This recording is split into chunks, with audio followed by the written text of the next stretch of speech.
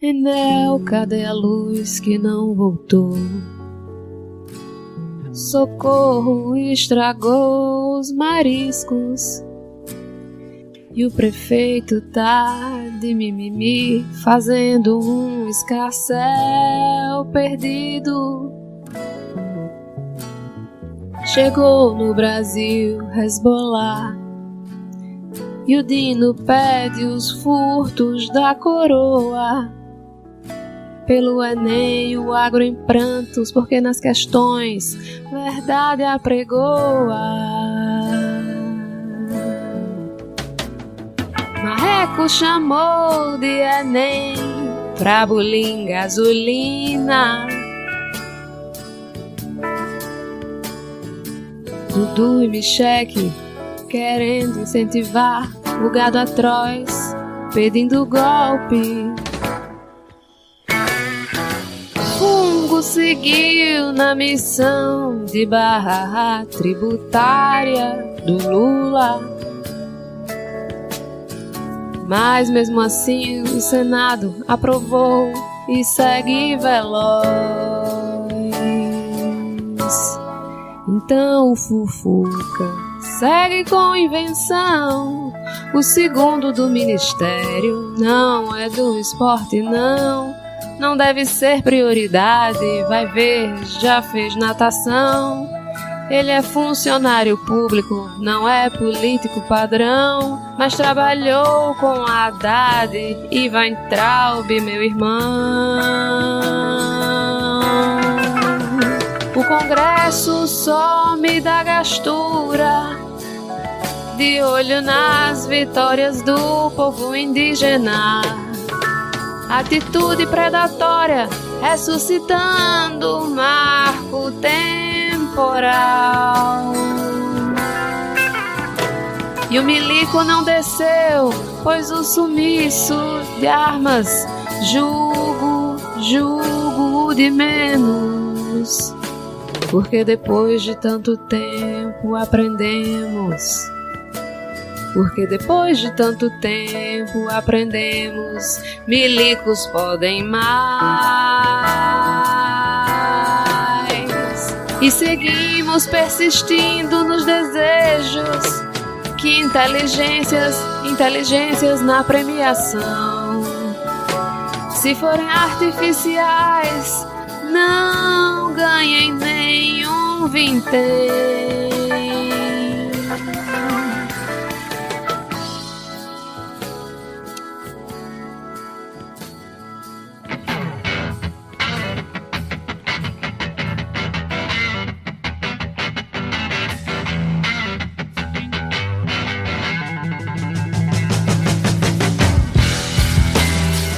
Olá, cidadão e cidadã, tudo bem? Eu sou Vitor Souza, falando diretamente do dia 10 de novembro de 2023. Está acabando o ano, hein? E está começando mais um episódio do Midcast Política no ano que esperamos ser o melhor da nossa jovem democracia. Aqui nós debatemos os fatos que ocorreram na última semana e que influenciaram no cenário da política nacional, com muita informação, esperança e bom humor na medida do possível. E hoje aqui comigo temos ela, Thaís Kisuki. Tudo bem, Thaís? Opa, tudo jóia. E completando o nosso trio aqui nesse momento do episódio, temos ela, Ana Raíssa. Tudo bem, Ana? Olá, tô feliz de estar no primeiro tempo, que é a metade light do episódio, mais uma vez.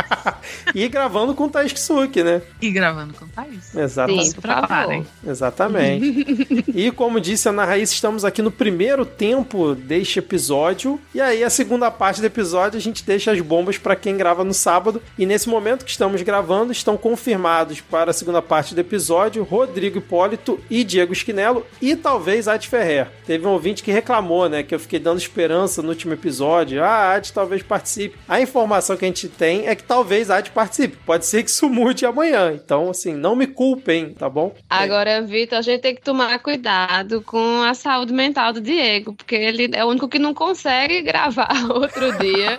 A gente tá deixando ele toda semana só com pauta bomba. Temos que nos preocupar com os nossos colegas de bancada. Exatamente. Se você acha que devemos dar temas mais amenos para Diego Schinella na gravação do sábado, comente no post deste episódio lá no Twitter, no Blue Sky ou até mesmo no Spotify. Inclusive, vamos ver se hoje teremos cartinhas da Xuxa. Vamos ver o veredito de Thaís Kisuki. Se você quiser receber ali conteúdo exclusivo, print durante a nossa gravação, informações ali sobre o episódio, ingresse no nosso canal do WhatsApp, né? Você pode aí olhar na descrição do episódio ou acessar bit.ly/midcast-zap. Lembrando também que se você quiser mandar uma mensagem para o Midcast, nós estamos no Twitter e no Instagram como @podcastmid e também no Céu Azul como @midcast. Thaís e Ana, quais são suas arrobas, por favor? Eu sou Thaís Kisuki no Instagram, no Twitter, no Mastodon e no TikTok, e no Blue Sky eu sou kisuki.me. Meu Deus, Mastodon.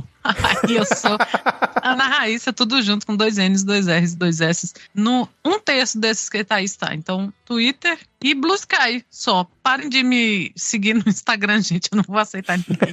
Eu tenho que zelar pela minha CLT. E fica aqui o agradecimento aos ouvintes pela audiência do episódio passado. E um abraço também para os novos ouvintes que chegaram aí ao longo dessa última semana também. Agora, sem mais delongas, vamos iniciar o episódio com o bloco Viúvas do Foro.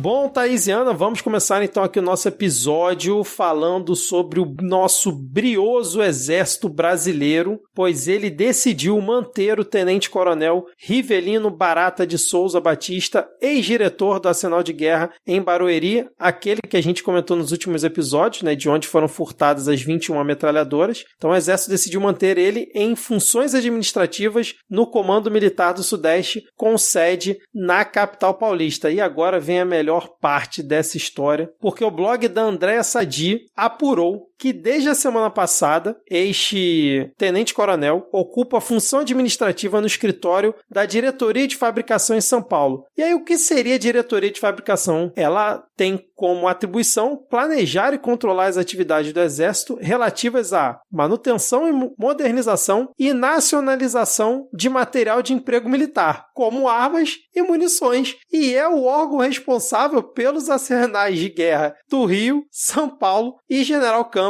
no Rio Grande do Sul, classificados como organizações militares diretamente subordinadas. Ou seja, o cara era o responsável pelo arsenal de onde furtaram 21 metralhadoras, foi retirado do cargo e foi promovido a uma função na diretoria que toma conta dos arsenais. É inacreditável o Exército Brasileiro. É o famoso caiu pra cima mesmo. E assim, nada melhor do que você perder um cargo e ganhar um que você vai ganhar o mesmo tanto fazendo menos, né? Porque cargos administrativos pode ser qualquer coisa. E segundo a publicação do Departamento Geral de Pessoas que o blog teve acesso, né, um dia depois da publicação da exoneração dele do Arsenal de Guerra, ele ia para o Comando 10º em Fortaleza, né? Aí, 3 dias depois, antes mesmo dele se apresentar em Fortaleza, outro boletim revogou a movimentação dele para o Ceará e formalizou a transferência dele para São Paulo. E lembrando que ele continua não sendo investigado no caso pela Justiça Militar, seja lá o órgão que está investigando isso. Esse é o pior de tudo, né? Exatamente, cara. Bom, vamos seguir então aqui com mais atualizações de notícias passadas. Esse caso aqui a Ana Raíssa gosta, porque a Polícia Federal vai investigar envio de 17 milhões de reais via Pix para Jair Bolsonaro. É o que decidiu o ministro Alexandre de Moraes do Supremo Tribunal Federal, atendendo um pedido da PGR, que definiu aí que a Polícia Federal precisa investigar, e o objetivo é analisar a eventual conexão de provas entre esses fatos e o inquérito que apura a existência de milícias digitais antidemocráticas e seu financiamento. Eu já debati, acho que uns episódios atrás, esse tema, acho que estava só eu e Ana aqui gravando, né, que a gente até acha que realmente pode ter os patriotários que apoiaram lá o Jair e tudo mais, deram dinheiro mesmo pra ele. Mas eu gosto quando tem alguma investigação nova, porque sempre que mexe alguma coisa ali da família, surge algo novo, né? Surge um fato novo com mais crimes envolvidos. Então, achei boa essa decisão, né? Foi numa brincadeira dessa que a gente descobriu as joias, né? Quer dizer, a gente, né? Que foram descobertas. Então,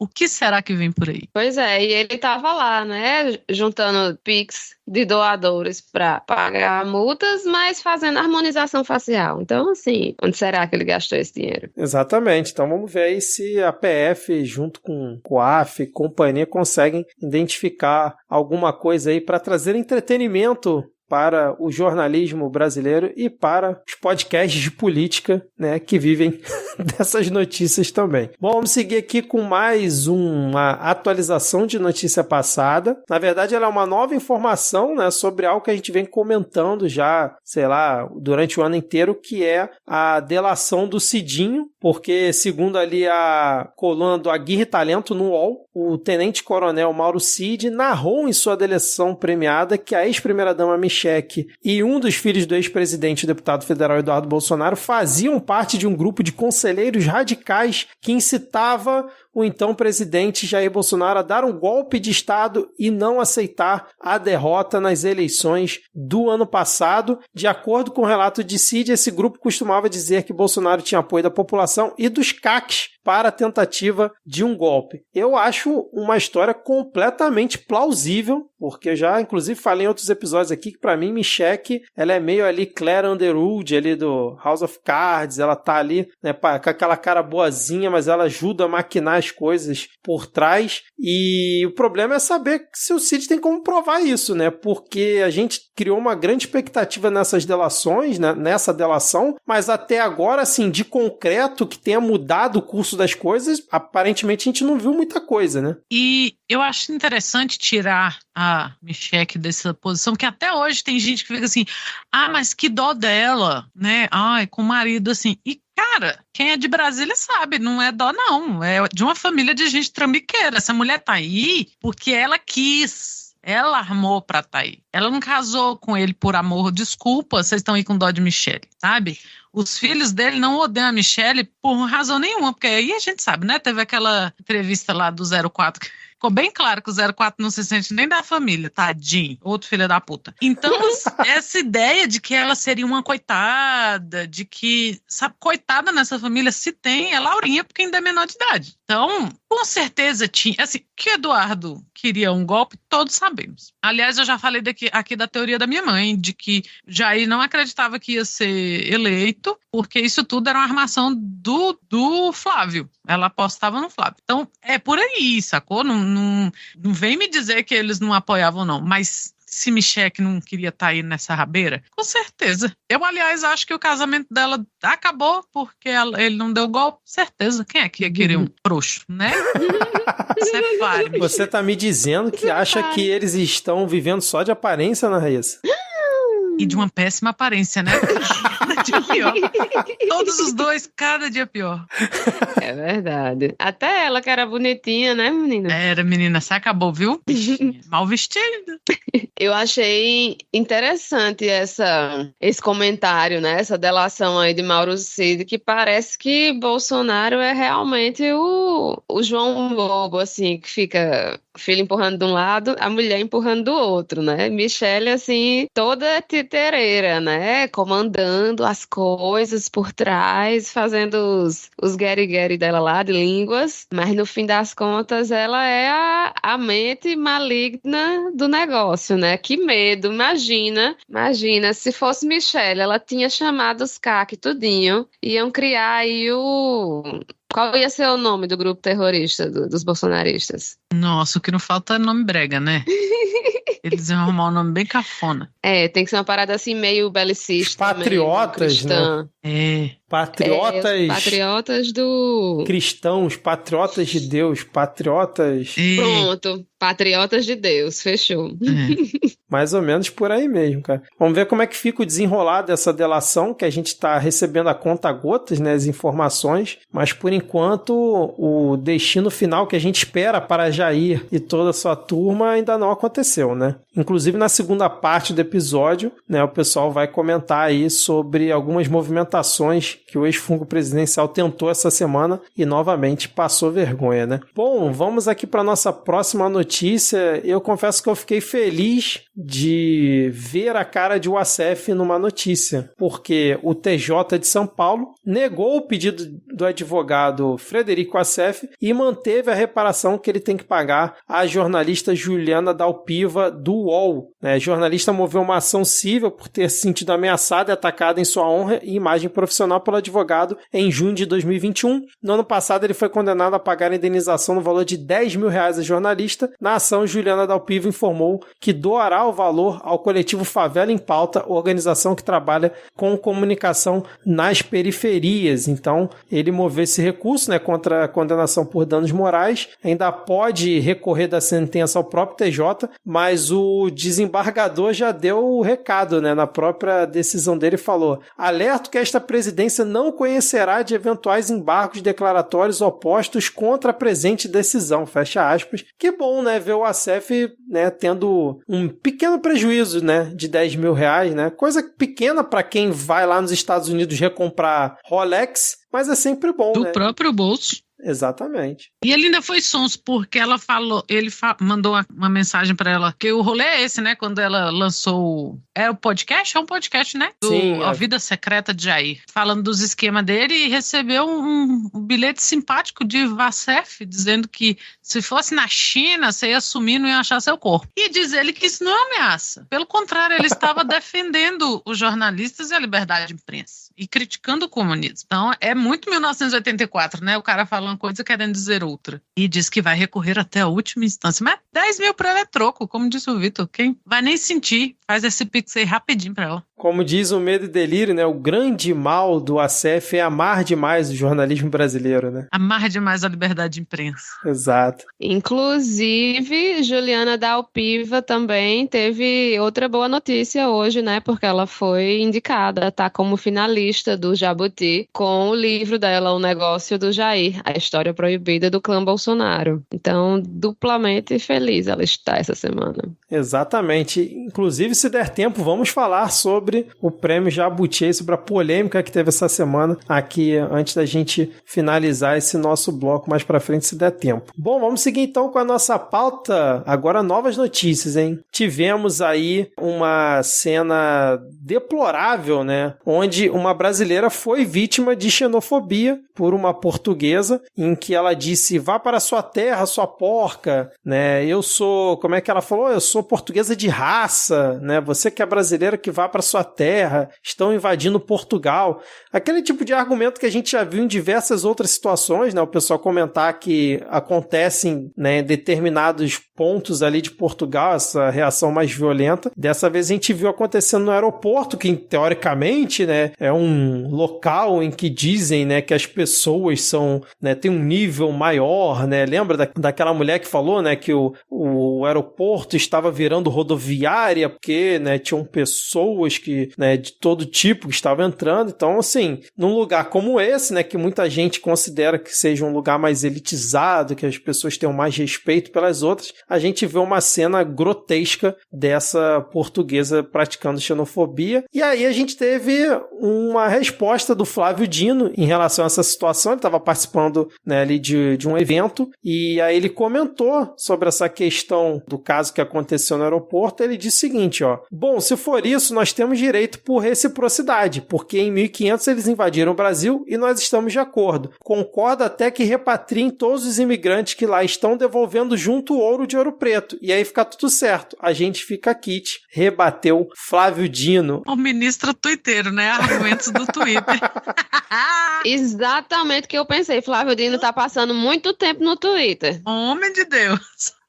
Imagina. Cara, assim, ai, foda-se, sabe? Eu tenho uma preguiça dessa empáfia de portugueses. Eu já trabalhei com a portuguesa, que ela ficava puta, assim, com comentários desse tipo, assim. Ah, por quê? Ela queria uma reverência, sabe? Eles querem reverência. Porque eles salvaram a gente, Ana Raíssa. Salvaram a gente de estar em paz agora. Bárbaros. É, sem cultura, sem religião. Podia a gente estar em paz agora, mas não, olha onde estamos.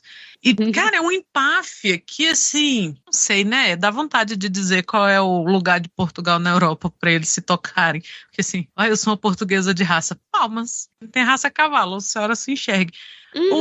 E cachorro. Cara, e cachorro, assim, como se, sabe, não, é um país, veja você, né, não tô aqui para falar mal do país de Bruno Aleixo, mas vejam vocês que é um país de gente velha. Então, assim, Portugal tá envelhecendo, sabe, é um problema que o Japão também tem passado, só que é muito menor que o Japão. Então, não é como se eles não precisassem de imigrantes, né? É um país que precisa de imigrantes para trabalhar, para ter mão de obra. O que é um país sem mão de obra? Então, não é assim também que, nossa, olha aqui, ó, nós somos a Suécia e estamos sendo invadidos. Não, né? Tá precisando de gente lá. E a gente vê que esse discurso, que a gente tem falado nos últimos anos basicamente disso, né? Como o fascismo ele se entranha, né, na sociedade através dessa questão do medo. Assim. Se você pegar textos antiquíssimos na literatura, você vê que sempre existiu esse papo de estão aqui para roubar nossos empregos. E nunca aconteceu, sabe? Nunca aconteceu. Mas é um discurso fácil, é um discurso que pega pelo medo, é um discurso que pega pela ignorância.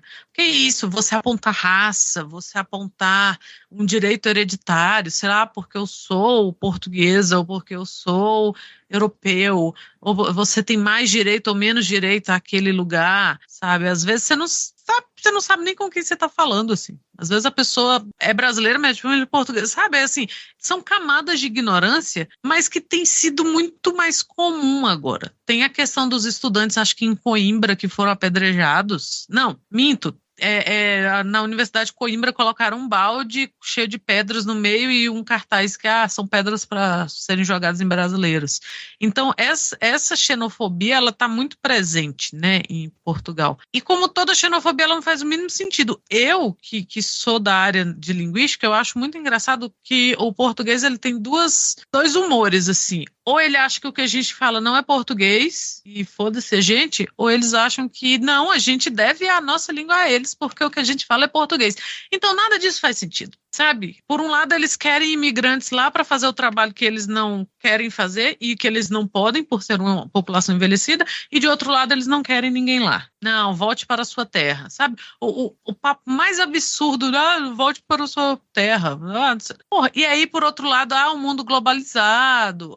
Então, assim, não cabe como todo discurso ignorante, mas é bom que a cara dessas pessoas seja gravada para que elas sejam expostas ao ridículo, porque tem que ser exposta ao ridículo. Teve a questão acho que foi o Bruno Galhaço que teve foi parar na delegacia, né? Porque os filhos sofreram racismo em Portugal. Então, assim, Portugal é um país que ele só não foi estraçalhado pela Espanha ao longo da história, ou pela própria Inglaterra, ou pela França, porque eles inventaram essa maravilha que é o tráfico humano, ou pelo menos o tráfico internacional de gente, né, transatlântico e tal. Senão não teria existido, sabe? Portugal por pouco não virou Espanha na época da conquista e da reconquista ali da Península Ibérica pelos mouros e tal. Essa vai especialmente para o meu irmão. Toda vez que eu falo disso, ele ri muito de mim. Porque é uma frequência incrível. Aqui eu acabo falando sobre a reconquista da Península Ibérica, mas isso é um outro assunto. Então, assim, não é como se Portugal tivesse muita salvo de muita coisa, sabe? Os métodos portugueses para não serem estraçalhados e varridos da história foram métodos muito cruéis. E eu quero que todo brasileiro que sofra xenofobia de português tenha a presença de espírito de lembrar a eles que quando Napoleão bateu o pé, só ameaçou de ir pro país deles, a coroa fugiu para onde, minha gente? Para onde que esses filhos da puta vieram parar? Fugido e deixaram eles lá. Então, assim, põe a mão na consciência e é um povo que você não tem essa coragem toda e a gente é bem maior. Vocês perderam a guerra de meme, pelo amor de Deus, duas, sabe? A hora que o bicho pegou lá, aí é pra cá que corre, né? Exatamente. Pois é aquela coisa, né? A gente até concorda com o que Flávio Dino falou, só que, assim, ele é ministro, né? Então ele tem que falar de outro jeito, né? Assim, e ele fala tão bem, né? Então, assim, vacilou aí. Porque, tipo, foi uma cidadã que praticou a xenofobia, não foi o Estado, né, de Portugal. E ele atacou justamente o Estado de Portugal com essa fala dele, né? Eu realmente achei fora do tom, né? né? Pois é. E aí é importante a gente frisar, né, que esse comentário dessa mulher não é só uma questão de xenofobia, né? Porque o preconceito deles com os brasileiros não é só porque a gente é brasileiro, é porque ela é portuguesa de raça. E a gente é esse povo misturado. A gente não é de raça que nem eles, graças a Deus. Então, a gente assim, é vira-lata caramelo. É, melhor coisa. Então é isso, assim, é uma xenofobia, mas é também o racismo, né? Porque contra o que é o povo brasileiro, né? Porque para pessoas como ela é algo, assim, muito errado, essa mistura toda, né? Nossa Senhora. Então vamos seguir aqui com o nosso episódio, porque vamos falar sobre Enem 2023. Vamos falar sobre a prova do Enem? Óbvio que não. Vamos falar sobre confusão na organização do Enem? Óbvio que não, como tivemos no governo passado. Adiamento do Enem? Também não. Vamos falar sobre o mimimi da bancada do agro, porque a gente teve nesse último final de semana, né, primeiro dia de provas, né? Quando esse episódio sair já vai ter tido o segundo dia de prova. Espero que não aconteça nada aí, Camilo Santana, por favor, porque senão vai ficar datado demais essa minha fala de que não teve problema nenhum, foi tudo certo, enfim. Mas a bancada do agro ficou chateada, bastante chateada, porque disse que teve cunho ideológico em 3 questões ali da prova do Enem e ficou ali fazendo pressão para convocar o ministro a se explicar. Então, as questões foram as seguintes, ó. A questão 89 abordou fatores negativos do agronegócio no Cerrado, mencionando, por exemplo, a superexploração dos trabalhadores e as chuvas de veneno, uma referência ao uso de agrotóxicos. Já a questão 71 trata da nova corrida espacial financiada por bilionários, discutindo as perspectivas que ela aponta. A questão 70 tem como mote o avanço da cultura da soja e o desmatamento na Amazônia. A Frente Parlamentar da Agropecuária disse ainda que as questões têm cunho ideológico e foram elaboradas sem critério científico ou acadêmico. E aí eu gostei muito que o presidente do INEP disse que o estudante não precisa concordar com os temas, ele tem que analisar e avaliar, saber interpretar, né, aquela questão. E ele também disse que os professores, né, que foram contratados para fazer essas provas do Enem 2023, eles foram selecionados durante um edital de 2020, que foi no governo Bolsonaro. Ora, vejam você. Então a gente tem essa situação dessas 3 questões que incomodaram ali a muito sentimental, né, bancada do agro, né, a frente parlamentar da agropecuária. E aí, como é que vocês viram essa situação? E já emendo aqui com aquele belo tweet do Marreco, que vocês devem ter visto, ouvinte também, onde ele escreveu: "Tenho pena dos estudantes brasileiros, a prova do Enem, com N no final, com N, além de abusar da doutrina ideológica, é confusa e mal redigida. Qual é o problema em formular questões e respostas de forma clara, direta e objetiva?" Sobre o incômodo do agro, ouvinte, por favor, abaixe o volume, porque eu só tenho um comentário. Yeah! Sinto muito, meu filho, porque as questões estão erradas, falaram alguma mentira. Dessa prova todinha, vocês estão chiando por causa de 3 questões, pelo amor de Deus, né? Sobre o comentário do Marreco, né, da prova do ensino médio. Qual é o problema em formular questões e respostas de forma clara, direta e objetiva? Sinto muito, Marreco, se o Enem é muito difícil para você. Enem. Cara, assim, pra mim a cereja do bolo foi essa fala, né, do presidente do INEP de que não, então, essas perguntas foram selecionadas em 2020, né, da puta. E é aquele caso do ideologia sempre é do outro, né, porque se a gente tivesse assim, o agro alimenta o Brasil, porque o Brasil, ninguém passa fome por causa do agro, ou qualquer pataquada mentirosa dessa, aí não ia ser ideológico, porque ideologia é sempre a do outro. A minha não, é igual sotaque, ideologia é igual sotaque, eu não tenho, quem tem é o outro, não importa de onde o outro seja. Então, assim, por favor, o Marreco a gente já... Oh, meu Deus. Tá lá dentro. Oh, vergonha. E a gente já comentou em algum episódio pra trás, assim, longe de nós, né? Não é uma desconfiança com o processo seletivo. Mas como que esse homem passou numa prova pra juiz? Por Deus, assim, achar a prova do Enem mal redigida, sabe? Eu não tô nem falando do Enem com N, que isso aí é só ele sendo ele. Só uma terça-feira naquele Twitter dele. Mas assim, este homem, gente, vocês lembram quando a gente lia as coisas de Sérgio Miro na época que Lula estava preso? É um homem que não consegue concatenar uma frase por escrito, nem falado, né? Porque ele veio do macaco, que é um animal analfabeto. Assim, como que esse homem... Como que esse homem passou num concurso para juiz? Gente, você que tem um concurseiro na sua família, principalmente se o cara quer ser juiz, você sabe, esse povo perde peso de tanto que estuda, são anos estudando, faz uma prova atrás da outra, até começar a passar na primeira etapa, e aí depois, sabe, como que este homem passou? Não é possível, não é possível. Este marmanjo, sabe, com o ensino superior reclamando de prova de ensino médio. Por favor, sabe, o INEP é um instituto de ponta, sabe? O INEP segurou a barra mesmo no governo Bolsonaro, ainda teve ali eu acho que teve uma secretária que pediu exoneração na época por causa das pataquadas, né? Porque o governo queria mexer no processo seletivo das questões, que essas questões são selecionadas a partir de um banco de questão, que são enviadas por professores e tal. Sabe? Achando que pode falar tudo. Nossa, quanto tempo mais a gente vai ter que aturar Sérgio Moro como senador? Sabe, meu maior pesadelo é esse homem ser um senador eterno. Sabe, um Sarney aí, tá com 130 anos e tá ali. Não é possível. Mas assim, pelo menos ele proporciona algumas risadas pra gente. Isso aí a gente não pode negar. Eu acho muito curioso. Ao contrário do patético, que só fazia a gente passar raiva, né? Exatamente. E só mais um comentário sobre o agro, que eles se incomodaram, né? Porque, assim, na verdade, o Enem é uma prova que fala muito sobre os problemas do Brasil, né? O agro quer o quê? Que o Enem faça propaganda deles, falar como eles são lindos e maravilhosos. Por favor, esse povo tá muito, muito mimado. É que nem artista, tem que ficar chalerando eles o tempo todo. Não, só falta eles falar, não, pô, podia ter uma questão assim, segundo o comercial da Rede Globo, o agro é pop?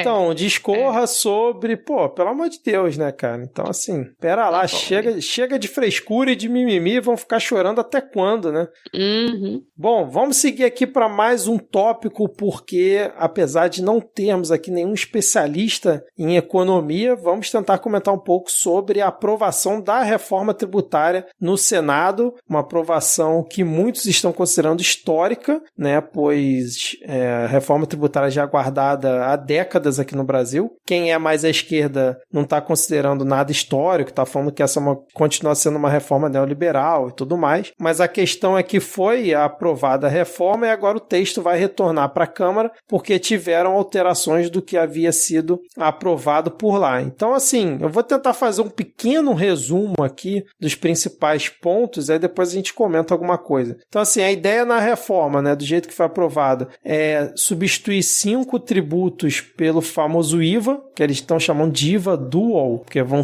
ser 2 IVAs, um a nível federal, que vai juntar ali o PIS, COFINS e IPI, e o outro a nível estadual e municipal, que vai juntar ali o ICMS e o ISS. Então, por exemplo, quando o comerciante for lá comprar um sapato na fábrica, ele vai pagar somente no valor que foi agregado na fábrica, e você também só vai pagar do valor que foi agregado ali pelo comerciante e não da cadeia inteira. Então, teoricamente, o brasileiro pagaria menos imposto, mas aí já tem gente dizendo que a alíquota pode ser que fique em 27,5%, que seria a maior do mundo. Então, isso ainda está meio confuso e sabe-se lá o que vai passar pela Câmara também, né? Então, essa reforma seria de forma um pouco organizada ali em fases. Então, em 2026 a gente vai ter uma fase, né? 2027 outra, com PIS e COFINS deixando de existir, sendo substituída pelo novo imposto. E aí, em 2033, seria a extinção do ICMS e do ISS e passaria a vigência integral desse novo modelo. A gente teve também mantida aquela criação da cesta básica nacional que a gente tinha comentado aqui, né, onde diversos alimentos seriam isentos de tributos, mas aí o grande problema é que, segundo a PEC, vai caber uma lei para definir quais serão os produtos destinados à alimentação humana que farão parte dessa cesta, e aí eu acho que pode estar a pegadinha da bancada do agro, né, quando for definir isso. Além disso, a gente teve uma cesta básica estendida, né, com alimentos que terão redução de 60% da alíquota, que também pode ter alguns alguma pegadinha nesse meio tempo. Tem aquela questão do cashback, né, que ainda está meio obscuro, né, que a pessoa teria devolução de imposto para um público determinado, né, e aí a devolução seria obrigatória no fornecimento de energia elétrica, essa parcela da população, e na compra de gás. Então são coisas que ainda vão ser definidas, mas está mantido na PEC. E a gente continua com aqueles tratamentos diferenciados, né, por exemplo, para a indústria automobilística. Então a gente, ao mesmo tempo em que teve, né, incentivos para a produção de hidrogênio verde, a gente teve incentivos para montadoras de carro. E também teve, por exemplo, inclusão das SAFs, né, que estão gerindo diversos clubes de futebol que entraram também, né, nesse tratamento diferenciado, que aí pode ter mudança de base de cálculo, uma coisa que ainda também vai ser definida posteriormente. A questão do IPVA para jatinho e arte lancha foi mantido, né, a gente teve o tal do imposto do pecado também dentro dessa reforma sendo mantido, né, que eles vão passar a cobrar mais de cigarro, bebida alcoólica, e deve incluir também cobrança em cima de armas e munições. E a gente teve mantida aquela vantagem para as entidades religiosas, né? E agora passa a ser proibida, né, a cobrança de entidades religiosas e templos de qualquer culto, que já tinha existente na Constituição, e agora as organizações assistenciais e beneficentes vinculadas a entidades e templos, que pode ser completamente qualquer coisa, que é uma das situações que muita gente reclamou, que, por exemplo, esses grandes pastores podem utilizar ali associações ou fundações que eles criarem para poder evitar de pagar imposto. E aí, na esteira disso, a gente teve a Haddad dizendo que a reforma foi nota 7,5, ainda não foi 10, mas que vai melhorar muito. O Brasil vai sair da nota 2 para a nota 7,5. E aí, ao mesmo tempo, a gente teve ali uma base ali do governo dizendo que, para aprovar a reforma, o governo topava que o Congresso votasse o veto do Lula no marco temporal, né? Os vetos do Lula, e que não ia se opor e tal, já estavam aceitando essa moeda de troca, né? E eu queria saber o que vocês acharam dessa aprovação. Tem algo a comentar sobre esse resumo aqui que eu fiz? Eu acho 10 anos para você trocar um modelo tributário tempo pra caralho. Só em 2033 é que vai ser substituído. Eu vi que algumas entidades que estão discutindo, né, algumas ou representantes de setores da sociedade têm reclamado muito desses 10 anos, que eu sequer imagino a confusão do caralho que não vai ser. Mas com certeza não vai ser fácil. E eu acho que isso aí deve ser um dos pontos que deve ser mudado, porque a gente já tem, né, aquele papo de que nós temos o sistema tributário mais confuso do mundo. Agora você imagina 10 anos para você substituir. E a gente sabe quanto que um país pode mudar em 10 anos, né? Ao sabor aí da política e das eleições e tal. Então eu acho meio, não sei o que vai ser feito. A minha visão de leiga é que realmente uma forçada aí para ser mais rápido seria mais benéfica. Eu não sei, mas a promessa, né, é de que se barateie serviços, principalmente cesta básica, principalmente transporte, né, que a gente tenha, que são coisas muito encarecidas no Brasil e que a qualidade não acompanha. Então, eu, assim como todo mundo, estou sempre embora eu não acho que imposto é roubo, estou sempre na esperança de pagar menos. Então, por favor. E me preocupa essa mudança aí de, então, ó, se votar o veto ali do marco temporal, ou então o que fizer, a gente aprova, se tomar lá da cá. Por mais que assim que se faça política, eu acho muito perigoso qualquer tomar lá da cá que se faça com esse Congresso podre, né? Mas que saída a gente tem se a cada eleição a gente tem o Congresso mais conservador da história do país? Porque isso já deve ser o 4º ou 5º Congresso mais conservador. E se a gente contar que a gente tem 30 anos de democracia, são todos os congressos, né? Então, todas as constituições de deputados e senadores eleitos. Então, assim, a gente fica naquela, população fica naquela ali, né? Esperando, tentando entender, tentando ver o que muda pra gente, o que muda no nosso consumo, o que muda na nossa vida prática e o que alma é que a gente está vendendo, né? Para essas coisas acontecerem. E essa coisa, né, do marco temporal poder estar sendo considerado como uma moeda de troca, né, é muito caro, né? Porque não é, tipo, você trocar um ministério, tirar uma mulher do ministério, é uma merda, mas não tem as consequências tão graves quanto você abrir mão dessa questão do marco temporal, né? Então, realmente algo muito... Enfim, né? Foi uma conversa entre quem? Uma conversa entre Jacques Wagner, Rui Costa e Alexandre Padilha, que aparentemente saiu essa ideia, né? Nossa, e se o marco temporal? Pelo menos segundo aqui a notícia do G1, né? Então, assim, é uma galera...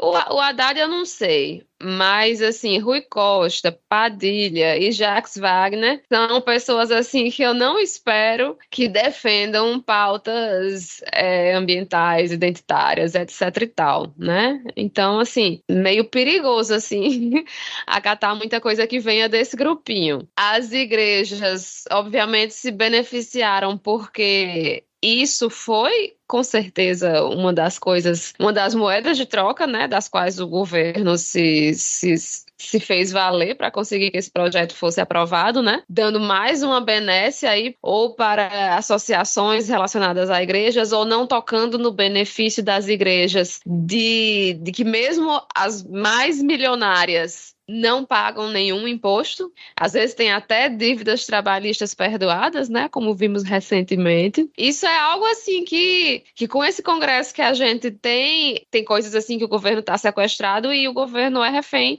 dos evangélicos principalmente, né, isso é algo que beneficia muito essas pessoas e, enfim, com certeza foi uma moeda de troca para a aprovação da lei. E é isso, né? Como você falou, que, tipo, esse governo praticamente não vai ver essa reforma, né? Vai ter a primeira ação dessa reforma em 2026, que é o último ano do governo, e só vai terminar em 2033. Então, eu entendo que, não, é porque são coisas muito complexas que não dá para mudar, assim, de uma hora para outra e tal, mas é isso, assim, 10 anos é, de fato, muito tempo para que se finalize, né? Porque é muito provável que daqui para lá já tem, antes que chegue esse prazo, já tenham mexido nessa reforma todinha.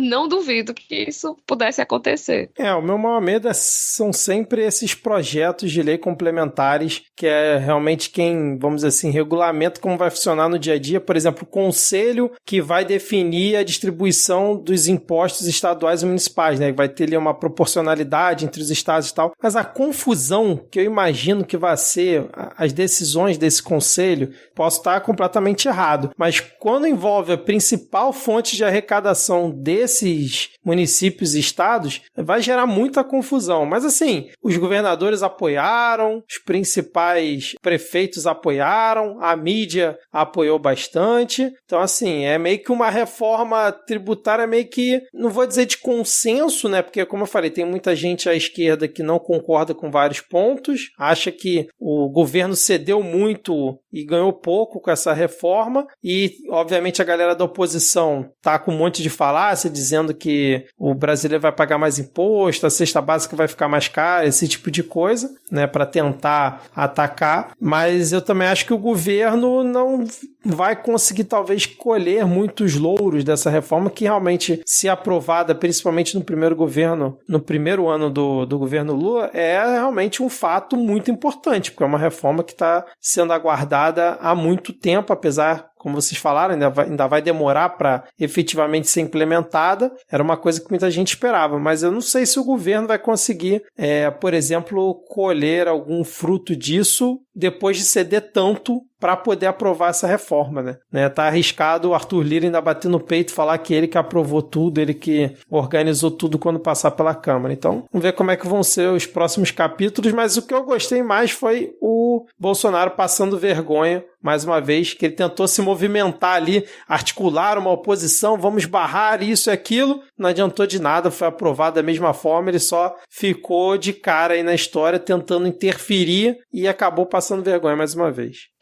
E Parece que o que foi alegado, né, por algumas pessoas é que essa coisa na reforma tributária é algo que foi tentado 1 zilhão de vezes e nunca saiu do lugar, né? Por que que isso estaria acontecendo agora?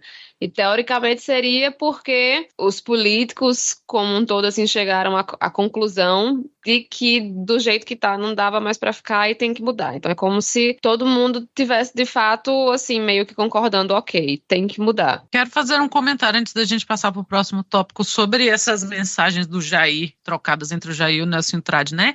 Não acredito nessas mensagens.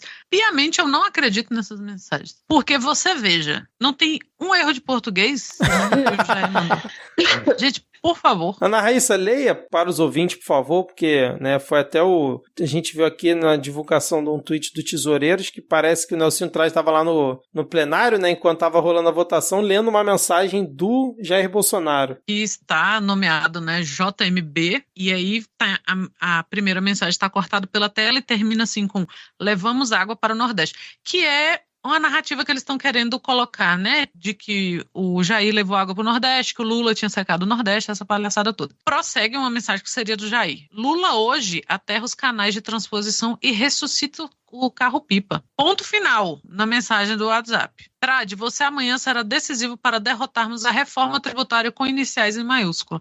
Jair Bolsonaro não escreveu isso. Jair Bolsonaro jamais colocaria um adjunto adverbial entre vírgulas. Jair jamais colocaria uma vírgula após um vocativo. Gente, não tem condição. Sabe, Lula, vírgula, hoje, vírgula, aterra os canais da transposição e ressuscita o carro-pipa. Aquele homem que a gente conheceu durante 4 anos, colocou trade, vírgula, uma vírgula no vocativo? Você amanhã será decisivo para derrotarmos a reforma tributária com iniciais em maiúscula? E ponto final em todas essas... Não existe isso, gente. Não existe. Não existe. Observações que só seriam feitas por uma revisora. Exatamente. Tem alguém escrevendo por ele. Porque se a gente vê a mensagem de baixo, que seria a resposta do Nelson Trade, está assim: presidente, o relator atendeu a nosso pleito junto com o governador os pedidos para compensar a perda que a equação do fundo irá proporcionar aos estados do Centro-Oeste. Tudo minúsculo, sem essas vírgulas nenhuma que eu falei, sem hífen, 5 pontos para fazer uma reticência, caixa baixa ali, coloquei essa questão como condição para votar a favor, 5 pontos, empenhei minha palavra nessa questão, 5 pontos, espero que compreenda, 5 pontos, tenho sofrido com o senhor mesmo estando distante. Esse povo não é nosso povo. 5 pontos, tô triste com a taça apagada. 5 pontos. Não vejo a hora da gente voltar. Ainda rolou um pedido aí de volta. Não vejo a hora da gente voltar. Abraços. Aí abraços ele escreveu ABCS. E obrigado pela atenção e consideração. Essa mensagem eu acredito. Agora, essa anterior... Né? Jair? Nunca. O Jair, se fosse alguém escrevendo por ele, ele não teria concatenado essas ideias. Porque na do Trade você vê a confusão. O cara fala de tudo, pede para voltar, manda abraços, não sei o quê, 5 pontos, reticências longuíssimas. Não sabe, ele fala como ele escreve. Agora, vem me dizer que Jair é um cara sensato, coerente e centrado, temperado bastante para mandar frases curtas com sujeito, verbo, objeto, adjunta adverbial, começando com maiúsculo e terminando com ponto final? Ah, gente, eu tenho 13 anos de profissão. Sabe? Isso aqui é uma fake news. Não existe. Quero saber quem mandou essa mensagem aí. Eu já sei, Ana. Eu já sei. Sabe quem foi que escreveu essa mensagem? Quem? Foi o ChatGPT. E aí a gente já pula para nossa próxima pauta, a última pauta dessa sexta-feira. Que gancho, Thaís. Parabéns. Obrigada. Muito bom. Que é o quê? Nós, do meio artístico, literário, de ilustração e etc., passamos o dia de hoje em polvo rosa. Por quê?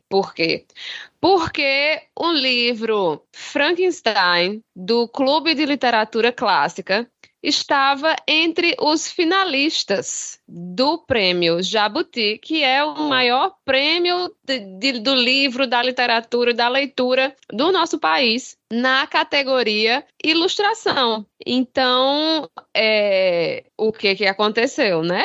Os artistas ficaram revoltados que uma obra produzida com inteligência artificial fosse finalista do mais conceituado prêmio literário do país. Um prêmio cuja inscrição não é barata, diga-se de passagem, é bem caro se inscrever no Prêmio Jabuti. Então, os artistas começaram a se mobilizar, né, fazer abaixo-assinado. Eu nem sei quantas pessoas assinaram. Sei que muitas pessoas assinaram, eu inclusive assinei também. E no fim do dia de hoje foi anunciado que a obra tinha sido desclassificada. Então, por que a gente está trazendo essa notícia para cá?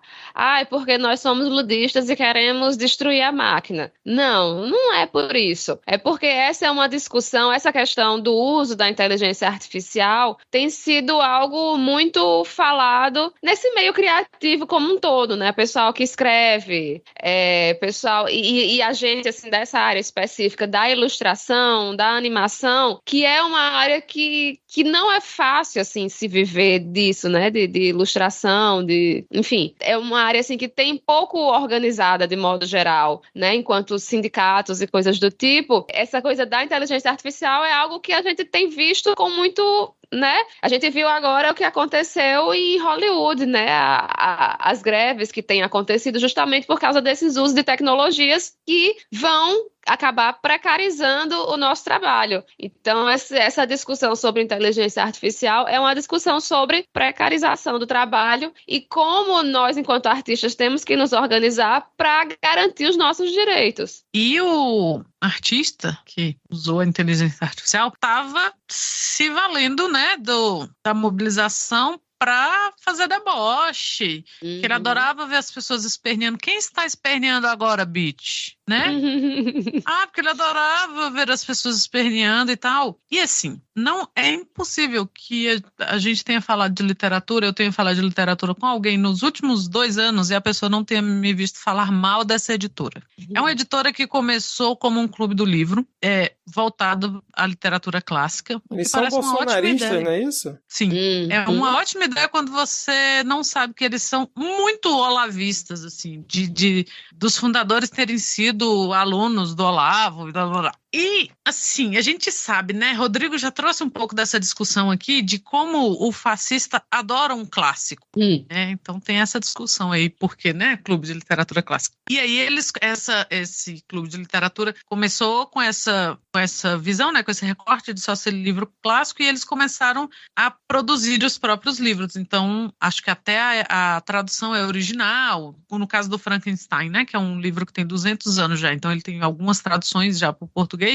Então a tradução foi feita especialmente para essa edição, a ilustração e tal. E é um jeito do Clube do Livro em geral, né, chamar atenção, assim, de você ter sua própria publicação. Isso é uma coisa mais exclusiva. Então, assim, todo mundo que já chegou para mim e perguntou, o que você acha? Não. Minha resposta é simplesmente não, porque não. E, visto por esse lado, eu acho que eles não deveriam nem concorrer. Se você entra em qualquer... Não acho que mesmo, não tinha.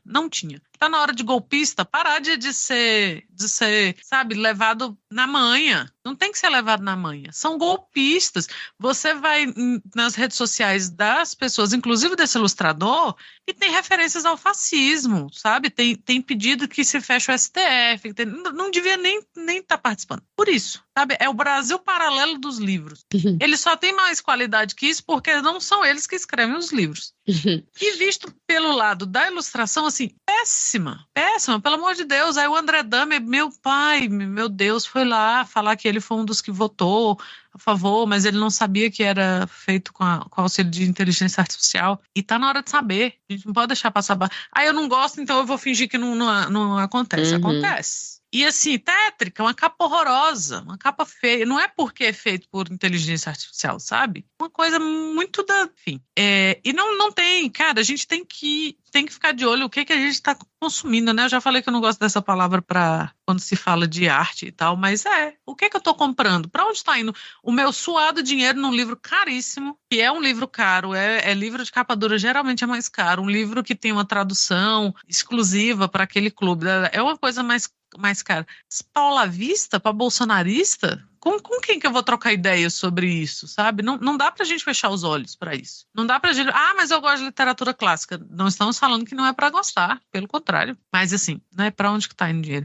E aí ele deu esse chilique aí primeiro falando que adorava ver os outros esperneando, e agora quem deve estar esperneando é ele. E o Jabuti já tirou pelo menos mais 2 obras entre os finalistas, que são 2 HQs. Por quê? Assim como muita premiação, o Jabuti preza pelo ineditismo, né, que foi o caso da premiação da Companhia das Letras esse ano, que a Companhia das Letras perdeu a premiação lá de São Paulo, né, porque não enviou uma etapa lá da inscrição. Então, a obra tem que ser inédita. E o que aconteceu com esses outros 2 livros?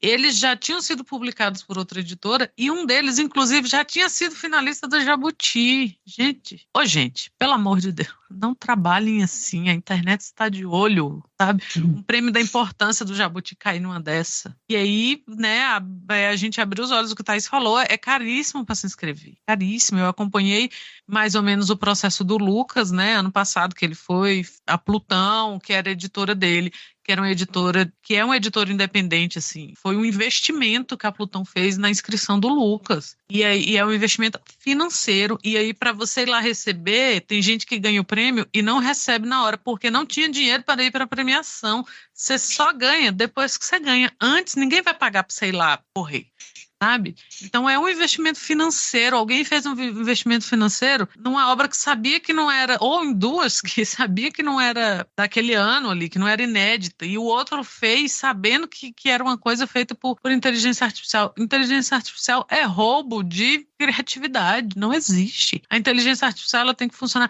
que é a questão do trabalho, né? O que Thais falou, não é ludismo, mas assim, a inteligência artificial ela tem que servir, assim como toda tecnologia, para nos livrar de trabalhos maçantes, de trabalho, sabe? O trabalho intelectual, o trabalho, sabe, artístico, o trabalho intelectual, é isso que vai empoderar o ser humano, é isso que vai fazer a gente, sabe, evoluir como sociedade. Não é, eu quero que a inteligência artificial lave minha louça, eu quero que a inteligência artificial lave a minha roupa sem encher de bolinha, eu quero que o robô limpe meu chão, eu não quero que ele revise os textos que eu tenho que revisar, eu não quero que ele traduza os textos, eu não quero que ele desenhe as HQs, eu quero que ele faça o serviço que me livre desse fardo que é a vida prática e, sabe, me deixa fruir, me deixa compor paródias, sabe, gravar podcasts. Eu não quero ouvir um podcast gravado por inteligência artificial. Então tem que servir para isso. Tem um ensaio muito bom, e eu falo dele há mais de 10 anos, porque eu acho ele brilhante, que é do Oscar Wilde, que chama A Alma do Homem sob o Socialismo. Eu acho que é um momento muito interessante da gente ler, que ele fala muito disso, assim, que a emancipação do homem, a ideia, né, tem uma ideia meio de comunismo de luxo, altamente tecnológico, assim, que é a ideia do você livrar o ser humano, você ter tecnologia o suficiente para que você não precise que uma pessoa varra o chão, né? Isso a tecnologia pode fazer, mas a pessoa vai escrever poemas, a pessoa vai desenhar, a pessoa vai fazer música, a pessoa vai fazer, sabe? Nada, vai fazer nada, o direito de não fazer nada. Então é muito interessante, quem tiver aí embebido nessa discussão, é um ensaio muito interessante para se ler esse do Oscar Wilde, de vez em quando eu volto para ler ele, e até hoje, assim, não teve uma vez que eu não li, que eu não pensei numa coisa diferente a partir disso. E olha que já tem tempo, né, que ele escreveu. Acho que a discussão está cada vez mais... Verdade, mais atual. E é isso, né? Tipo, as grandes empresas não vão buscar as inteligências artificiais para reduzir a nossa carga de trabalho. É para demitir mais gente e lucrar mais, continuar explorando, né? Só que explorar um número menor de pessoas. E ter mais pessoas do lado de fora, né? Ávidas, precisando de emprego para eles conseguirem fazer o que quiserem com a força de trabalho. Agora, puxando um pouco isso do que você falou também, né? E eu vi um comentário em alguma rede social sobre, assim, você quer consumir uma arte produzida pelo computador? O filme que você quer assistir, os atores, tipo assim, os atores que você quer ver lá passando a emoção, você quer ver, você achou massa mesmo ver Maria Rita com Elis Regina dirigindo a Kombi, saca? Tu achou massa aquilo? E sim, é algo que a gente tem discutido muito, assim, pô, eu lá nos grupos de quadrinistas não aguento mais o tanto que a gente fala sobre inteligência artificial, mas tem que falar, a gente tem que gastar esse assunto para encontrar as soluções. Infelizmente, a gente está num momento de mudança e a gente tem que estar organizado, tem que estar preparado para não ser atropelado, assim, totalmente atropelado.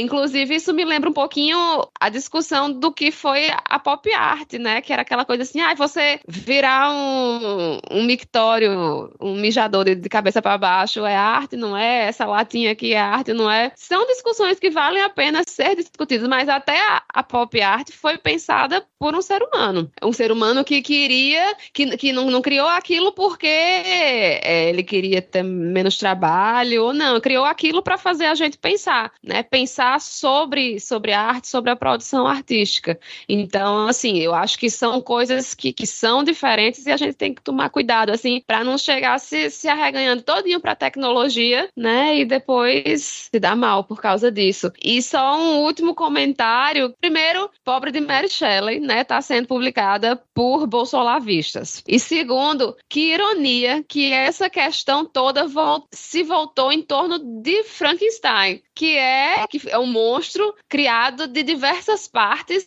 de diversas pessoas, que é justamente o que é essa inteligência artificial, né, na produção de textos e de imagens, né, que é algo que pega dos outros e cria algo como se fosse seu, mas que não é de verdade, né? Excelente, excelente. A gente já estourou em muito aqui o nosso tempo que a gente tinha combinado, mas foi tão bom ouvir vocês falarem aqui que, obviamente, não iria interromper e ficou excelente. Ouvinte, se você quer um episódio especial sobre inteligência artificial, arte e literatura, comente no Spotify, comente no Twitter, comente no Céu Azul e peça este episódio com Ana Raíssa, Thaís Kisuki, Rodrigo Hipólito e convidados pra gente produzir isso aqui, beleza? Já fica aqui o compromisso, Ana e Thaís, se a gente tiver, quantos comentários vocês fazem esse episódio especial? Eita. Porque esse assunto rende muito, hein? Thaís, tem que ser muito. Tem que ser muitos. Tem que ser muito.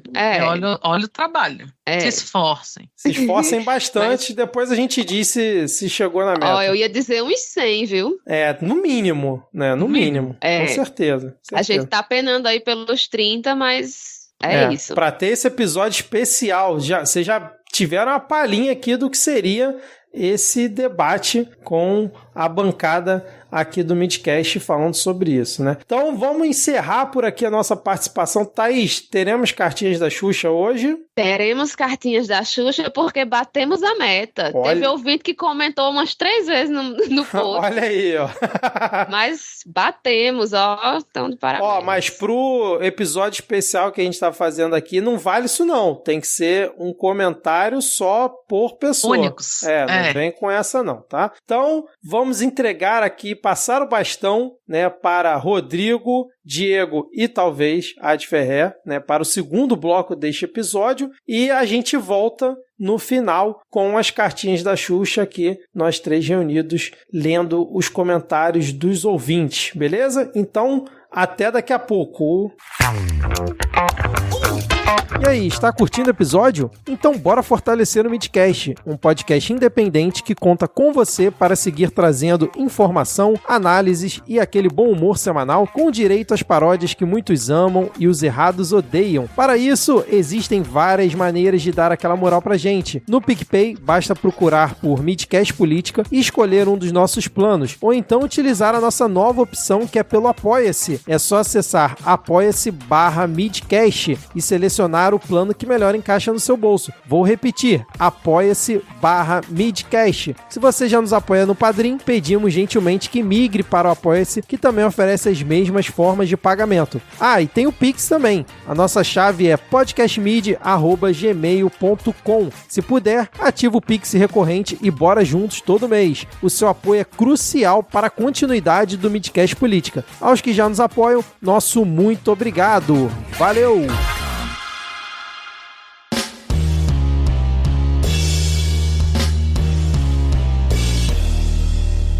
Tá aí, gente, vocês ouviram esse longo primeiro bloco? O Vitor e a Ana, eles dominaram o programa dessa vez, eles decidiram que querem dar folga pra gente no fim de semana. Mas a gente é persistente, a gente tá aqui pra poder bater ponto, a gente tá aqui pra poder trabalhar, pra depois ninguém reclamar. Eu disse a gente porque eu tô aqui com a Ad Ferrer. Ad Ferrer, seja bem-vindo, tá aí com disposição pra matar esses 2 tópicos que colocaram pra gente, falar na pauta? Fala, Rodrigo, fala, galera, finalmente me tiraram do porão e hoje eu posso participar aí. Não eram 2 tópicos, mas a gente resolveu que a gente vai falar 2 tópicos, porque o Vitor faz roteiros gigantes e a gente não precisa de tudo isso. O TikTok é 1 minuto e meio. Sei, aliás, em 1 minuto e meio a gente vai ter que explicar algumas coisas aqui um pouquinho complicadas, porque você tem a sua formação, né? Tu tem um diploma. Não tenho. Você não tirou seu diploma? Mentira, isso é mentira. Então, vem cá, você se formou em quê? Fala pra gente que você se formou em quê? Eu me formei em muitas coisas que eu não deveria ter me formado. Pelo visto que eu quero faz todas as coisas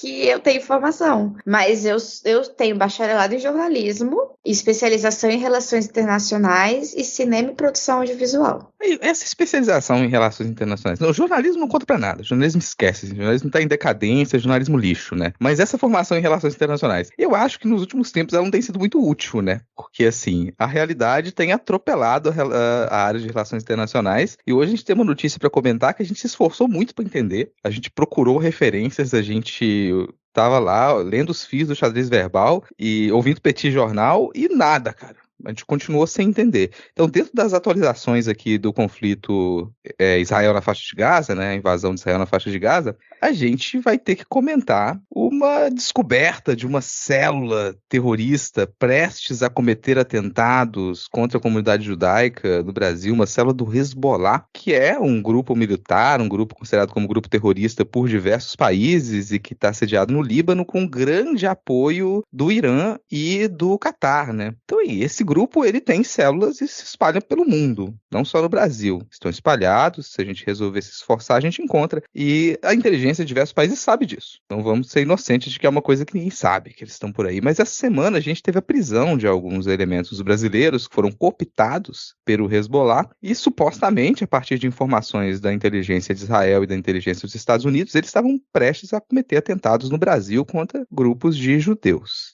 Isso bate, essa informação bate, isso é real, a gente estava sob uma ameaça terrorista, isso é um complô internacional, a gente vai cair de cabeça em conspirações ou não? O que as relações internacionais nos dizem sobre a possibilidade do Hezbollah cometer atentados terroristas no Brasil, Adfer? Para começar, eu vou processar o UNB, porque eu gastei dinheiro fazendo uma pós-graduação em relações internacionais que não serviu para nada, porque agora a gente não tá entendendo porra nenhuma do que tá acontecendo. E todo mundo que eu converso, até do Itamaraty, e pessoas que são das relações internacionais, a gente não tem a mínima ideia do que tá acontecendo, tá tudo muito estranho, tá tudo muito sensível, é um momento muito de uma virada no jogo, que a gente tem que ter até bastante cautela para comentar, principalmente pra gente não cair em certas questões. Por ser um tema muito complexo, a gente acaba caindo em questões mais complexas ainda.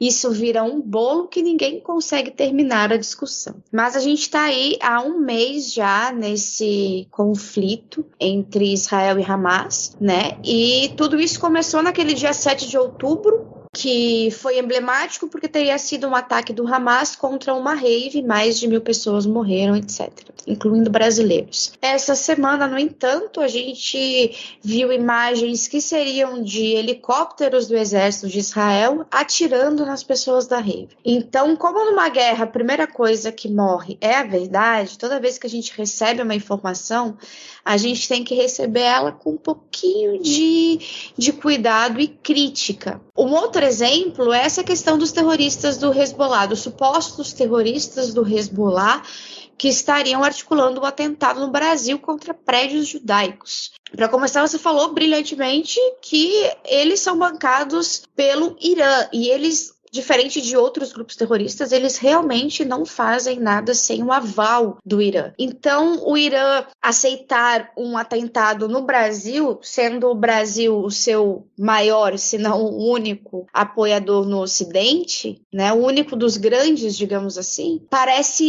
esquisito. Parece estranho, até mesmo considerando que em agosto tinha autoridades do Irã aqui, porque eles estão tentando entrar nos BRICS com uma autorização do Brasil. E o Brasil está autorizando. O Brasil estava até então favorável ao Irã nesse sentido, na entrada aos BRICS. E essa questão começa a ficar um pouco complicada. É claro que o mundo é muito complexo, isso pode acontecer. Realmente um país pode implodir todas as suas relações. A gente acabou de sair do governo Bolsonaro, que implodiu quase todas as suas relações, e por pouquíssimo a gente não conseguiu implodir com a China, mas a gente já viu isso acontecer também em outros países. Isso é possível. Mas também é possível que tudo isso seja uma grande conspiração que tenha aval da extrema-direita brasileira, que é muito próxima a Israel, muito próxima a Netanyahu, e como a gente viu essa semana, muito próxima ao embaixador de Israel.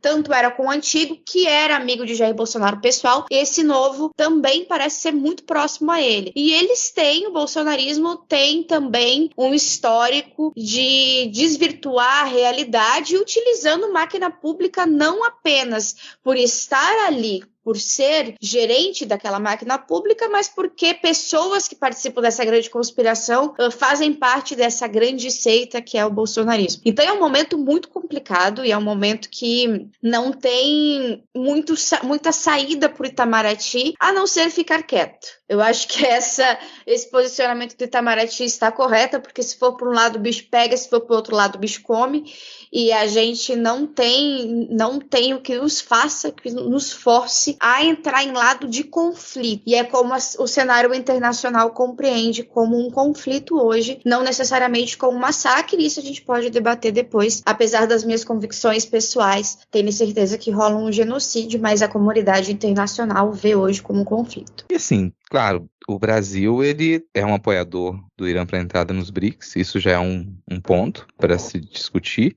se vai continuar assim ou não, mas não acho que a gente não pode duvidar de que o Hezbollah, assim como outros grupos tidos como grupos terroristas, que eles têm planos, eles mantêm planos para ataques em diversas partes do mundo. Então o Brasil não ficaria de fora disso. A minha grande dúvida é se esses planos eles seriam feitos para serem colocados em prática nesse momento. Então me parece muito que essas informações elas são verdadeiras. Essas informações da inteligência dos Estados Unidos e de Israel, elas não são totalmente inventadas. Não, a gente tem ali fatos, inclusive isso foi disponibilizado para o governo brasileiro, deu para ser verificado. Então sim, se aliciou cidadãos brasileiros e havia planos para ataques. Agora, se esses planos iam ser concretizados agora ou não, é outra história. Pensando agora, porque nesse momento o Brasil ele se mantém muito em cima do muro com relação às ações de Israel. Ele, na sua tentativa, né, de aprovar um pedido de cessar-fogo no Conselho de Segurança, ele evitou nomear o Hamas, condenou publicamente algumas das ações de Israel, exigiu que se fizesse pausas humanitárias.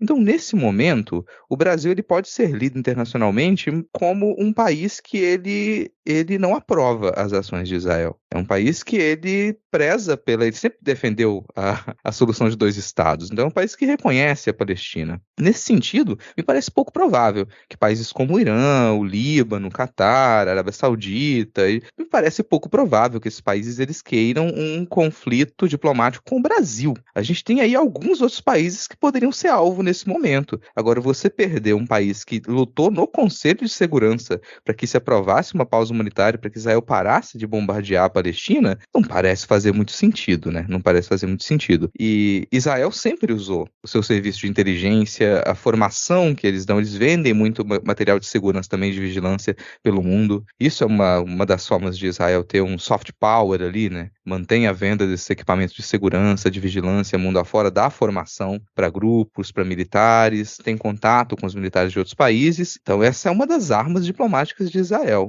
Me parece ser razoável pensar que Israel utilizaria isso nesse momento para tentar reverter a posição que alguns países têm com relação ao que eles têm feito. Então, fazer crer que um país ele sofreria, um país que ele teria nesse momento a simpatia de alguns desses países que apoiam Hamas, fazer com que esse país creia que ele está sob ameaça, seria um jeito de mudar o jogo. Deixa o Itamaraty, como você falou, numa sinuca de bico. Porque não dá para ser ríspido nesse momento, ainda mais com brasileiros que eles estão presos em Gaza. Eu acho que esse movimento tem que ser analisado em conjunto com essa dificuldade que o Brasil está tendo de retirar os brasileiros da faixa de Gaza. Porque outros países já conseguiram retirar e os brasileiros que estão lá, eles continuam não entrando na lista. Entrar entraram na lista sexta-feira, mas não conseguiram sair na sexta-feira. Então, até onde eu vi hoje, sábado, eles não tinham saído ainda, né? E as informações de Israel dizem que, bom, tem uma ameaça do Hamas que não dá para abrir a fronteira. Se abre a fronteira durante algumas horas para que se retire feridos, mas logo em seguida essa fronteira é fechada, a fronteira de Rafah. Então, os brasileiros, eles foram direcionados, foram colocados no ônibus, direcionados para atravessar a fronteira, mas não deu tempo, porque aquelas 4 horas de pausa para que se retire primeiro os feridos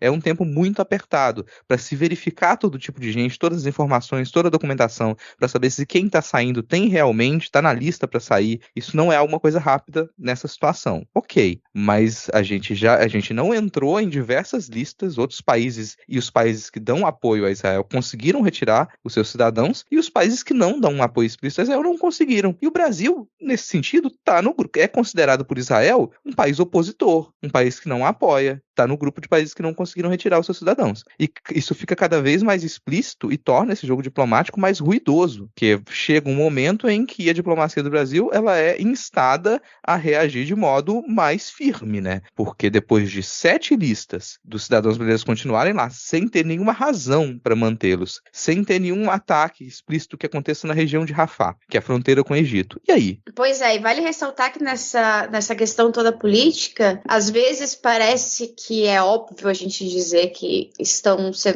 a vida de 34 pessoas está em jogo nesse rolê todo, mas da política dura ali, na questão dura mesmo, na política mais fria, isso é como se nada tivesse acontecendo. E a gente viu essa semana que é basicamente isso, em algumas figuras políticas, né?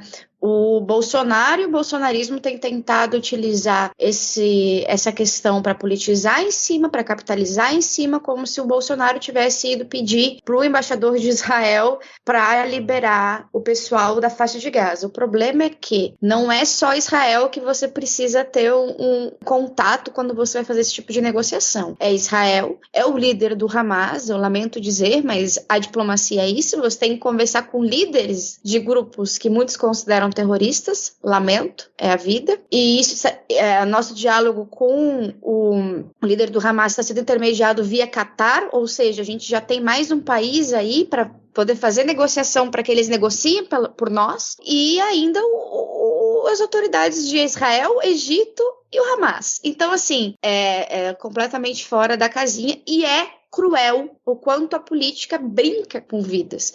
A gente viu diretamente durante a pandemia, mas eu acho que ver numa situação dessa também soa um pouco diferente. Esses brasileiros soam também como se estivessem sendo feitos como reféns diplomáticos, um conceito que não existia, né, até então. Parabéns aí, Netanyahu, pela inauguração do conceito, mas eles parecem estar sendo, de certa forma, reféns para forçar o governo brasileiro a tomar um posicionamento, e nisso Jair Bolsonaro também está se aproveitando e também fazendo força contra o governo federal. Então é uma jogada de politicagem mesmo, assim. São poucos os que estão ali pela humanidade da coisa, e eu posso dizer que os servidores do Itamaraty estão lá pela humanidade da coisa. Eu tenho conversado com fontes internas do Itamaraty que há mais de 30 dias não saem do ministério. Mal e mal vão para casa dormir para tentar tirar essas pessoas, para fazer a operação de tirar o pessoal de Israel, de tirar o pessoal da Cisjordânia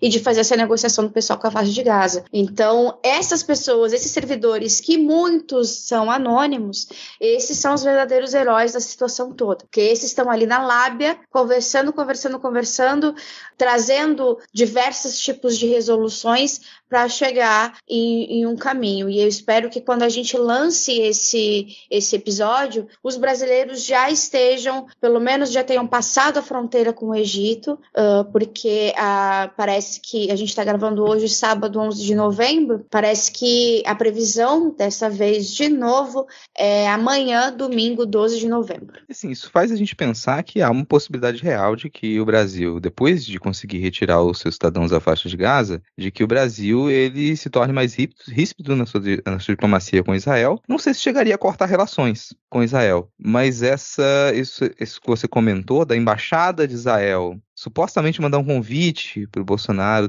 existir esse diálogo ainda, existir essa simpatia, e ela existe, ela está ali, né? Isso leva a imprensa a cobrar do chanceler brasileiro, peraí, você teve contato? E ele ser obrigado a falar, não, peraí, o meu contato é com o chanceler de Israel. Eu não fico entrando em contato com diplomata aqui e ali, né? Não é essa a minha função. Mas cria um ruído público. E eu acho que esse tipo de coisa, que é uma sutileza. A gente, às vezes, lê de fora isso e parece, nossa, é só mais uma treta de imprensa. Mas é uma sutileza, porque, em alguma medida, a diplomacia de Israel forçou a imprensa a questionar o chefe das relações exteriores do Brasil sobre o movimento da sua embaixada. Então isso cria um constrangimento, não dá para negar, né? E é uma mensagem que se passa também. Então será que também tem a diplomacia de Israel teme que o Brasil ele seja mais um país a chamar os seus embaixadores e aí correr o risco de cortar relações? Porque tem uma coisa interessante, eu quero saber sua opinião sobre isso. Muito se diz que sanções e quebra de relações, elas não têm poder efetivo de mudar certas dinâmicas da ordem mundial, que só afetaria a população daquele país, a população civil, mas que não mudaria em grande medida essas relações internacionais. Ainda mais com um país como Israel, que ele recebe apoio de grandes potências, como é o caso dos Estados Unidos, e que aí muitas vezes estabelecer sanção contra Israel ou cortar relações pode significar também criar um ruído com os Estados Unidos. Mas não é de se pensar que se uma quantidade grande de países eles resolvem chamar os seus diplomatas, ameaçar cortar relações, ou até num segundo momento estabelecer sanções contra o país, isso não seria pressão suficiente para também mudar a postura de um país como os Estados Unidos? Eles vão continuar com a mesma postura, tentando dominar aquela área do Oriente Médio dessa forma, se 50, 60 países eles resolverem se colocar do outro lado? As votações da Assembleia da ONU e do Conselho de Segurança demonstraram, na minha opinião, uma fragilidade dos Estados Unidos com relação a isso. Eles tiveram que se expor publicamente num veto que recebeu discordância de todo mundo. E aí, será que vai fazer diferença porque a gente está vendo esse movimento, né, de países chamarem seus diplomatas, cortarem relações com Israel. Vai fazer diferença? É um modo da gente tentar lidar com esse conflito? Cara, é um modo a via mais diplomática possível é isso, assim, você cortando relações diplomáticas. E eu acredito, no caso de Israel, no caso desse conflito, e aí é uma opinião minha, totalmente, assim, eu acredito que só haverá uma mudança de postura se houver uma mudança de postura dos Estados Unidos, o que eu também já acho muito difícil. A gente tem hoje todas as principais figuras da esquerda à direita nos Estados Unidos apoiando que não se tenha um cessar-fogo, por exemplo, né? Então, a gente tem uma congressista palestina, por exemplo, no Congresso norte-americano, que é uma das únicas que consegue levantar e falar sobre o que realmente está acontecendo ali e tentar pedir um cessar-fogo. Mas, majoritariamente, as figuras têm tendido a não querer um cessar-fogo pelo medo do Hamas, né? Então, eu acho muito difícil haver algum tipo de mudança. Agora, a ONU sai dessa, os Estados Unidos também, claramente, mas a ONU, que é nossa principal instituição internacional, ela está completamente com essa imagem completamente arranhada, e eu temo que a gente consiga acelerar, e digo temo porque toda mudança ela é temerosa em tempos em que se levanta a extrema-direita a cada brechinha que se tem, né? Então eu acho que vai ser aceleradas as mudanças internas na ONU, que já se pretendia, mas eu temo que há uma abertura para a extrema-direita tomar conta da instituição ao ponto de implodi-la também. Então, a gente está num ponto um turning point tão estranho que a gente tem, é o que eu falei no início, a gente tem que fazer as nossas opiniões com bastante cautela e tentar entender o que pode acontecer de um lado ou de outro, sabe? Porque no final das contas, nada é certeza. Como eu digo, eu vou processar a universidade, porque muitos dos meus ensinamentos não estão servindo de muita coisa nesse conflito. Eu vou defender o UNB aqui. Serei eu a defender a UNB. E eu acho que em cima disso que você falou mesmo, eu acho que a gente se formou para entender uma certa conjuntura. Uma conjuntura que ela se estendeu durante décadas. E nessa conjuntura, eu acho importante dizer isso, a gente pode fazer muitas críticas à atuação da ONU. é necessário. A ONU falhou diversas vezes, mas no fim das contas, pensando em tudo que aconteceu durante o século XX, até essas 2 décadas agora do século XXI, a ONU ela foi efetiva em conter uma série de conflitos que eles poderiam escalar de um modo muito mais absurdo. E não é dizer que o mundo ele viveu uma época de paz, gente, não. O mundo não viveu uma época de paz, mas o mundo viveu uma época de inúmeros conflitos contidos. Guerras de procuração, conflitos localizados, surgimento de grupos extremistas.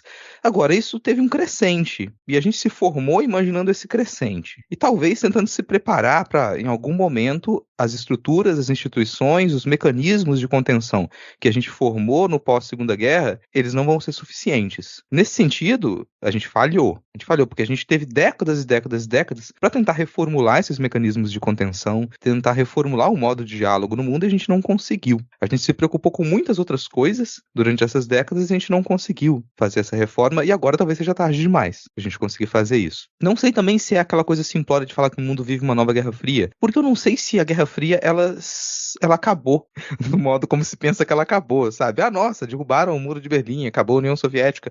Não.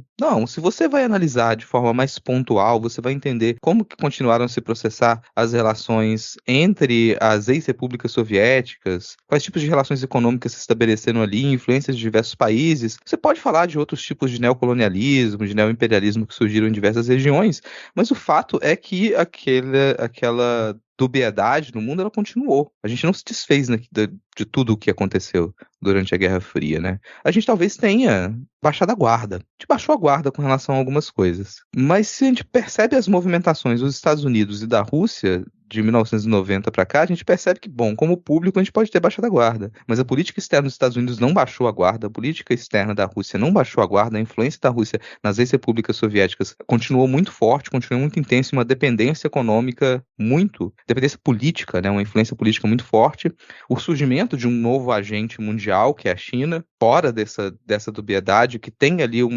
desbalanceia, né, talvez seja um pouco disso também, né, a gente estava acostumado a lidar com essas políticas balanceadas entre a influência pesada da Rússia e a influência pesada dos Estados Unidos, e a China tira isso do eixo, e a gente passa a não saber mais como fazer. Ninguém obedece tão prontamente os Estados Unidos, ninguém obedece tão prontamente a Rússia. Perceba que a Rússia começou a entrar em conflito com os seus ex-parceiros comerciais e políticos das ex-repúblicas soviéticas, e os Estados Unidos começaram a perder o controle de ex-parceiros comerciais e que estavam sob uma influência cultural muito forte, o Brasil incluso, porque o Brasil ele sempre esteve sob a égide dos Estados Unidos economicamente e culturalmente, mas nas últimas 2 décadas a gente escapou bastante disso. O Brasil procurou uma independência, a formação dos BRICS é um sinal disso, e agora essa independência econômica, cultural, política e ideológica de diversos países está resultando nesse caos internacional. E eu acho que a sua formação, assim como a de outras pessoas de relações internacionais, não dava para lidar com isso ainda, né? Mas você pode ser a pessoa que vai lecionar e ajudar a formar próximas gerações aí para a política internacional, né, para as relações internacionais. Só para agora.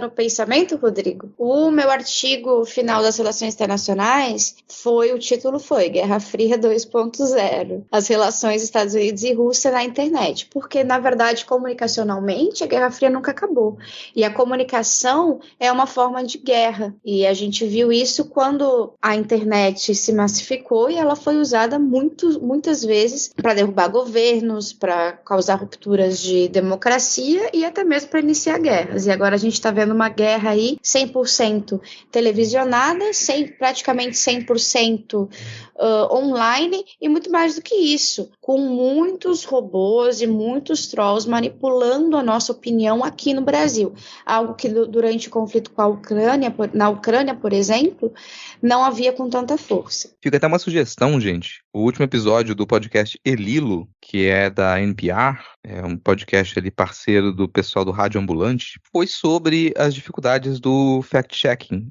durante esse conflito de Israel na faixa de Gaza. Porque, como você falou, a gente teve uma prévia disso na invasão da Ucrânia, mas não com esse peso, não com essa força. A desestruturação do Twitter, ela contribuiu muito para isso. Então hoje a gente tem um comportamento de desinformação diferente. Então você entra no ex-Twitter e você tem... As pessoas, elas entraram numa vibe viral de compartilhar todo tipo de conteúdo, independente da fonte, e você não tem mais como confiar na fonte no Twitter. Essa é a verdade. Não tem como mais você confiar.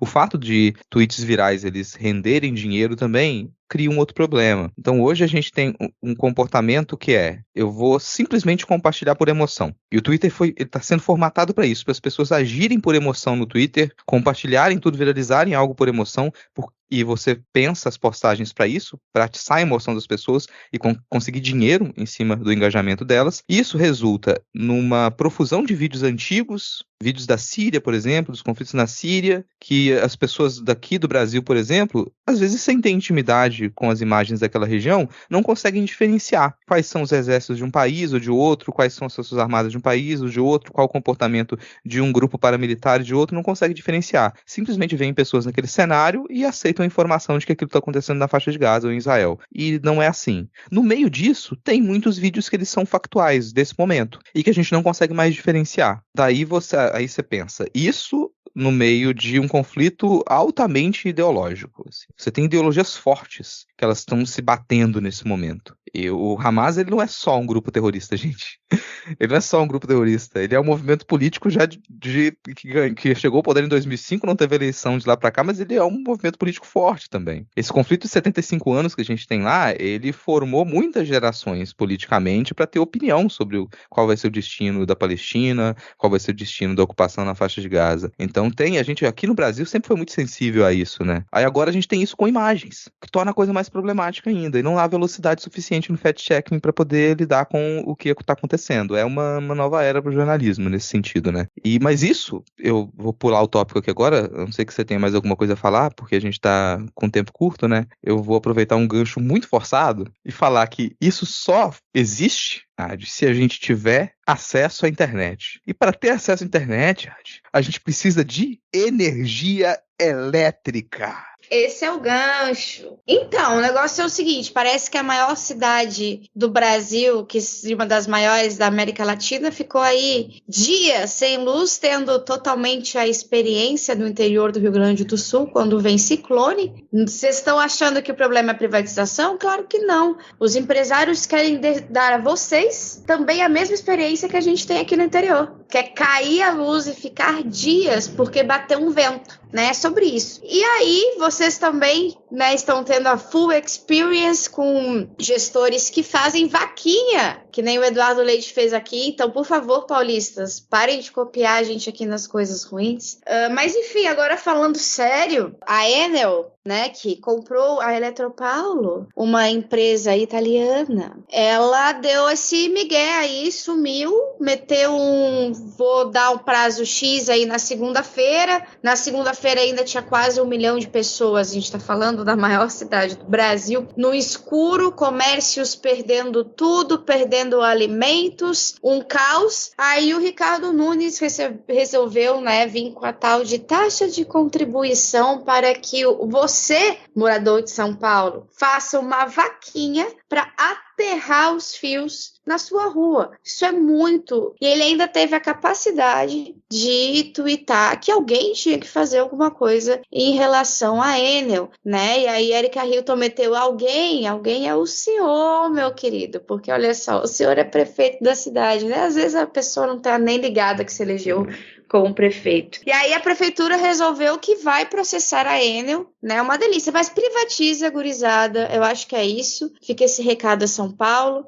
Tomara que o Tarcísio não consiga privatizar a Sabesp, porque senão vocês, além de sem luz, vão ficar sem água também. Então, nem para dar um miguelito do banho gelado para lavar as partes, entendeu? Então, assim, caos. Privatiza. Eu acho que tá todo mundo com uma análise muito enviesada. Eu acho que essa é uma análise muito enviesada. Eu acho que as pessoas não compreendem a gestão no século XXI. Não compreendem. Por que gerir uma empresa de distribuição de energia elétrica, por que isso deveria ser diferente de gerir uma empresa de moda? Uma empresa de marketing. Por quê? E as pessoas não percebem que a gente está vivendo um revival dos anos 2000. Por que a gente está no revival dos anos 2000? Era de se pensar que a gente ia voltar aos apagões apagões. E você que não viveu os apagões, o grande apagão de 2009, né? Os apagões, e quem não viveu aquele apagão não sabe o que é aquela experiência. A gente está numa outra época, agora não é mais só o turismo de experiência, que as pessoas vão precisar viajar para o Rio Grande do Sul para poder passar por isso, passar por qual é a consequência de um ciclone tropical. Não, cara. Agora a gente pode levar o turismo de experiência até a pessoa. Isso é marketing de qualidade, que é o que a Enel está fazendo. Eu não me recuso a falar Enel, que é o que a Enel está fazendo. A Enel está lá na vanguarda, né? Na vanguarda pensando, o que eu posso levar agora? Revival dos anos 2000, vou trazer os apagões de volta. E se a gente precisa pensar o que a gente vai fazer com esse grande problema de uma metrópole. O grande problema que é a causa da maioria dos nossos desacertos, dos nossos desconfortos numa grande metrópole. Porque se você nunca foi atacado por uma, você vai ser. Se você nunca precisou, sei lá, ter um problema ali para estacionar o seu carro, estacionou o seu carro e quando você voltou ele estava todo sujo, estava com a lataria amassada, você ainda vai passar por isso. O grande problema das metrópoles são as árvores. A gente tem que acabar com as árvores nas metrópoles. Quanto mais árvore, pior. Colocaram árvore, o que deu? Deu esse problema, né? Uma semana sem energia elétrica, as pessoas perdendo seus alimentos, gente morrendo de fome, o pessoal, né? O salário que foi gasto para poder fazer a compra do mês, no começo do mês, se perdeu todo na geladeira. Então, isso aqui olha, árvores. Essa, para mim, talvez seja, eu não sei ainda se é a pior, mas está na lista das piores desculpas de políticos no Brasil. Você culpar as árvores. Cara, eu nunca vi, eu tentei buscar de memória alguém que tenha feito esse tipo de justificativa e eu não consegui. E, gente, assim, árvore não é um problema. Falando a sério. Pelo contrário, né? A gente precisa arborizar as cidades. A gente já teve muitos planejamentos para poder aterrar os fios elétricos em São Paulo e em outras capitais. Isso continua lá engavetado. Porque é necessário investimento, mas não é como se a gente não tivesse esse dinheiro. A gente tem esse dinheiro. A gente vê reformas assim as mais esdrúxulas nas grandes capitais do Brasil. A gente gasta rios de dinheiro para poder ficar recapeando asfalto, por exemplo. Para poder chapar asfalto em todo lugar, sem pensar que esse asfalto ele é impermeável e vai levar água para as regiões mais baixas. A gente não pensa nisso. A gente não pensa nessa hora no assoreamento dos rios, não pensa. Então a gente tem planejamento, não é dizer, nossa, não existe planejamento, por que a gente nunca pensou nisso? Se pensou, tem que se pensar e tem que se feito pressão há muito tempo. Tem dinheiro, São Paulo é uma cidade com muito dinheiro. Vitória, que é onde eu vivo, é uma cidade com muito dinheiro em caixa, mas não toma o trabalho de fazer isso. Aí o que você vai ver nas manchetes de jornal? Eu fico o quanto que me dá preguiça quando eu vejo uma manchete, longas reportagens para falar sobre as pessoas roubando fiação de cobre para poder conseguir o dinheirinho para poder comprar a sua droga. Mas me dá, eu fico puto da vida. Meu amigo, sério que esse é o nosso grande problema?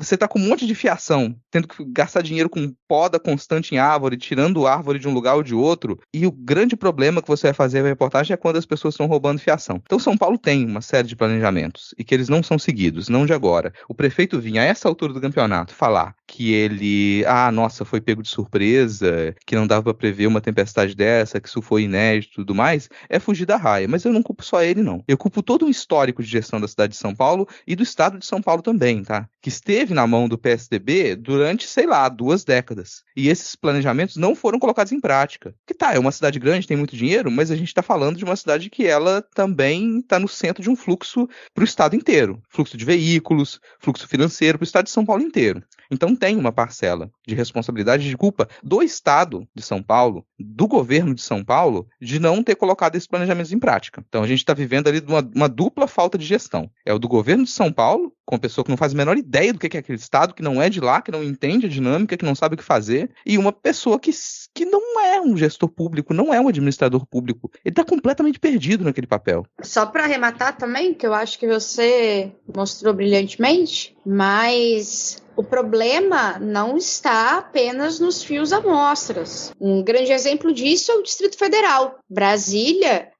não tem fio, gente. Não tem fio. É lindo, porque não passa um fio. Maravilhoso. Só que desde que foi privatizada, e aí por mais um bolsonarista, nosso querido Ibanez Rocha, que está se livrando das questões de golpe muito fácil, inclusive, presidente Lula e Xandão. Pergunta para eles como é que ficou a questão de luz no Distrito Federal desde a privatização. Cara, é terrível, assim, a piora da qualidade mesmo. Queda de luz com os fios aterrados, tá? Então, a questão não é somente o aterramento. A questão é que precisa, quando a empresa tem lógica de lucro, ela não vai pensar no bom do serviço. E sem um governo que realmente funcione, muito menos, sabe? Então, ninguém tá fazendo o seu trabalho. E a gente teve aí cenas vergonhosas, porque querendo ou não, São Paulo é um espelho para o Brasil e é uma cidade enorme que gira muito dinheiro e é extremamente vergonhoso o que está acontecendo e também expõe o que é, na verdade, os políticos bolsonaristas, que nada mais são do que fanfarrões e blogueirinhos de tiktokers. Se quem fala é uma tiktoker, foda-se, mas eles fazem bem o trabalho de tiktokers.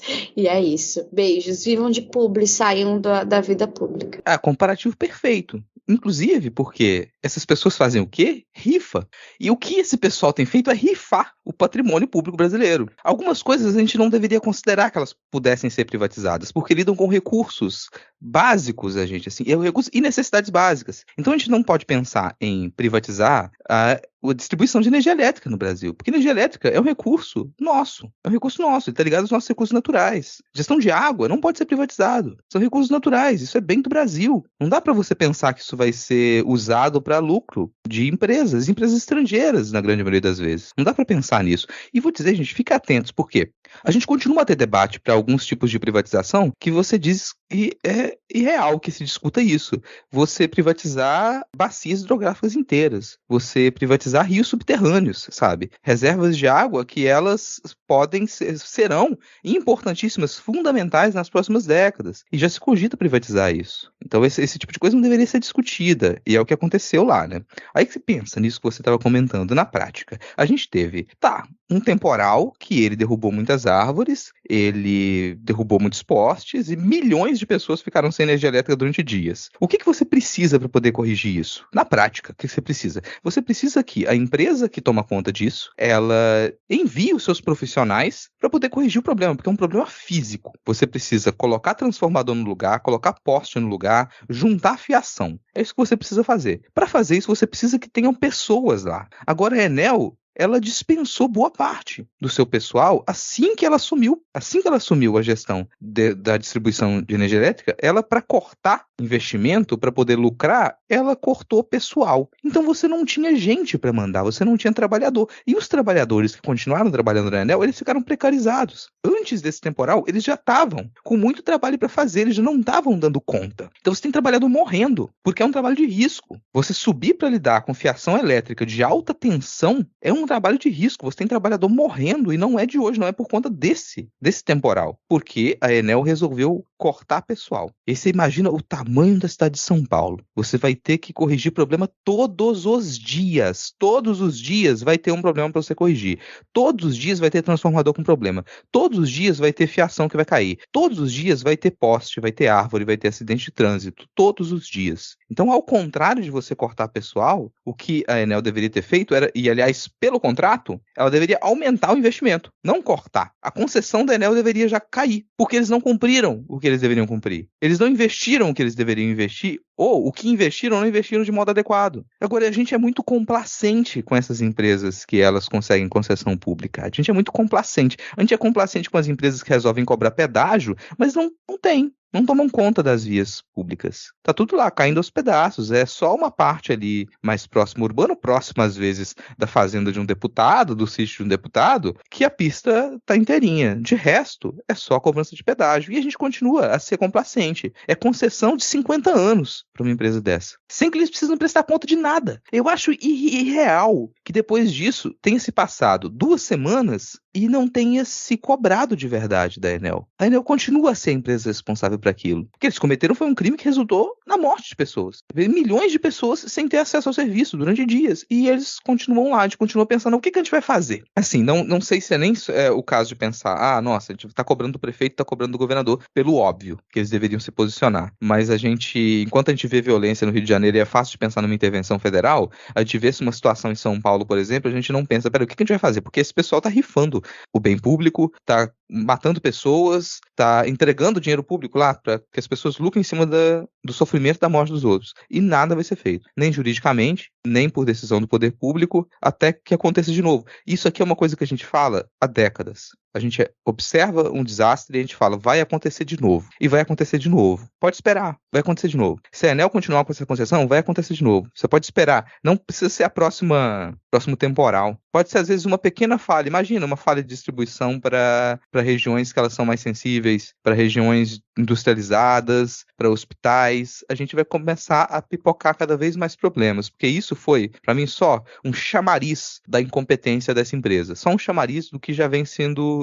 acontecendo já desde que eles assumiram essa concessão. É isso. Gente, a gente tinha esses dois tópicos aqui, ó. A gente ia falar sobre dois tópicos muito agradáveis. Então a gente falou sobre o Hezbollah no Brasil e atualizações sobre o conflito, a invasão de Israel na faixa de Gaza. A gente tinha muita palavrinha aqui, gente, muita coisa escrita que o Vitor colocou, muito link. Eu não cliquei nos links, provavelmente foi um trabalho muito bem feito, Vitor, parabéns. Assim, você se esforça muito, é uma produção muito competente, mas não deu pra ver tudo. Até pelo tempo, a gente vai bater 1 hora agora de gravação, então, ao invés de comentar todos os tópicos que você colocou, a gente vai pensar na sua saúde mental no momento da edição. E vamos encerrar por agora, depois de ter falado sobre esse desastre da Enel. E agora vocês vão ficar com a leitura das cartinhas da Xuxa, né? Leitura dos comentários, se tiver batido a meta. Porque existe uma meta de número de comentários que eu não me lembro qual é, mas ela existe. E se ela tivesse sido batida, vocês vão ouvir agora as leituras dos comentários. Muito obrigado, Ad, pela sua companhia aqui nesse sábado à noite. Eu espero que você possa sair para se divertir agora. Valeu demais, gurizada, por me tirar mais um dia do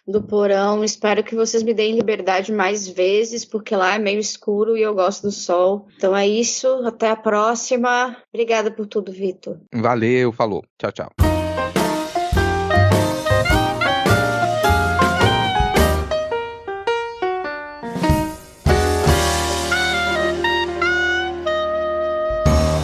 Bom, voltamos aqui então depois desses ótimos comentários e reclamações que a gente ainda não ouviu, mas que a gente tem certeza que foram excelentes e que vocês ficaram satisfeitos, para o nosso momento Cartinhas da Xuxa com Thais Kisuki, lendo aqui os comentários que vocês fizeram ao longo da semana no episódio passado. Vamos lá, Thaís. Vamos lá. Ó, essa semana batemos a meta, tivemos muitos comentários bons. Então, foi difícil aqui a seleção, tá? O primeiro comentário foi do Magdiel no Blue Sky. Ele disse, esse podcast é que nem comer salgadinho de pimenta. Arde por causa das notícias, mas é gostoso por causa de vocês. Olha, que analogia, isso, essa, né? Foi boa, hein? Black Me Ama X disse, comentando aqui pra ver se no próximo episódio leem eu. Essa paródia foi gostosinha de ouvir, porque o sarcasmo foi sensacional. Parabéns pra vocês, viu? Obrigada. Foi muito difícil cantar essa paródia, porque eu tava praticamente sem voz, mas o pessoal conseguiu aí fazer uma mágica. Thaís foi guerreira, certo. Hein, Thaís? Tudo pelo midcast. No Twitter, nós tivemos os comentários, vamos ver. Do comentário do Denis Almeida. Foi ótimo ver o retorno. Será que algum dia ele foi embora para retornar? Do Lhama da Lama do Antigo Testamento, jogando verdades sobre loroteiros com estética de esquerda que oferecem explicações simples sobre a realidade e os trouxas que compram estas lorotas. O Rodrigo realmente está empolgado no primeiro dia da ação, realmente, tanto que teve aí vídeo dele, inclusive quem não viu ainda nas nossas redes sociais, vejam aí os vídeos de Rodrigo Hipólito, Lhama na Lama e Ana Raíssa. Tem aqui também o comentário de Vitoriano, não ao fim das cartas da Xuxa, excelente episódio. Obrigada pelo apoio, Caio, um beijo bem carinhoso na sua bochecha. Guilherme de Pádua, não foi justo o suspense, citar que a Ad News poderia participar do episódio, mas aí ela não aparece aqui nos créditos do post. Saudade da sua voz, Ad. Ou esperamos que dessa vez a gente não tenha cometido nenhum crime de fake news, Guilherme. Exatamente, não é culpa nossa, a gente jura, tá? E os comentários do Spotify. Amanda Lavrador. Urge um episódio apenas com as teorias do Rodrigo. O povo clama. Queremos livro também. Os comentários tiveram muitos fãs do Rodrigo. O pessoal elogiou muito a pistolagem dele. Por exemplo, Ju Marins Ju disse, coletânea de contos, já quero. Abraço a todos. E Valmir Custódio. Porra, o final mais foda de novo. Estão de parabéns. Ó, quem não tá escutando o midcast até o fim, tá perdendo, viu? E Leonardo disse, depois de anos na geladeira, o Diego está preso na gravação de sábado. Free Diego. Paulo disse, gostaria de ler esse texto do Orlando Senna que o Rodrigo falou. Também gosto dessa fic da Thaís e Rodrigo não se gostarem. Aguardando um episódio especial de reconciliação. Mas não é fic? Exatamente. Quem que disse que é fic? Novamente temos aqui, ó, Thaís num dia e Rodrigo no outro. E a gente que lute pra estar onde um está e o outro não. Exatamente, Ana, exatamente. Vocês não sabem, mas foi por causa disso que a gente teve que separar a gravação em 2 dias, minha gente. Pô, não era pra contar, Thaís, mas já que você contou, Eita, exatamente. porra, foi mal, ó. Exatamente, Ixi, cara. Tem que assumir o climão aqui. Sustenta o climão. Como que a gente vai fazer o episódio de fim de ano que os ouvintes querem com todo mundo junto, eu não sei. Mas a gente vai tentar dar um jeito aqui de bolar alguma coisa, hein? Certo, então, Thaís e Ana, vamos fechar aqui este episódio. Agradecendo novamente o ouvinte que nos aturou por essa, sei lá, 1h30, 1h40 de episódio, sei lá com quanto que vai ficar. E até a próxima semana. Valeu, tchau, tchau. Valeu, falou, galera. Tchau.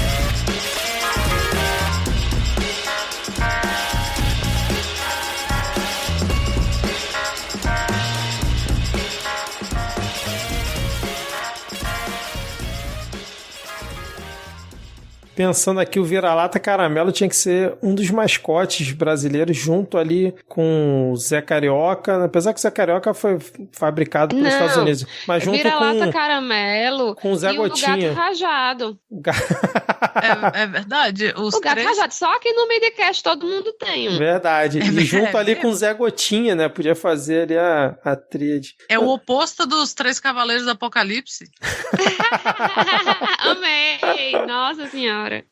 Gato Rajado, Zé Gotinha e o Vira-Lata Caramelo. Não, caramelo. Falta Essa um, tem hein? que ser a capa do episódio. Ah, é? Quem é o quarto? Quem seria o quarto? A Cuca? Não. Não, É né? do- Acho que a Cuca não é tão... É. Bem, vamos chegar a essa resposta até o fim do Daqui pro fim do episódio a gente descobre. Maravilha.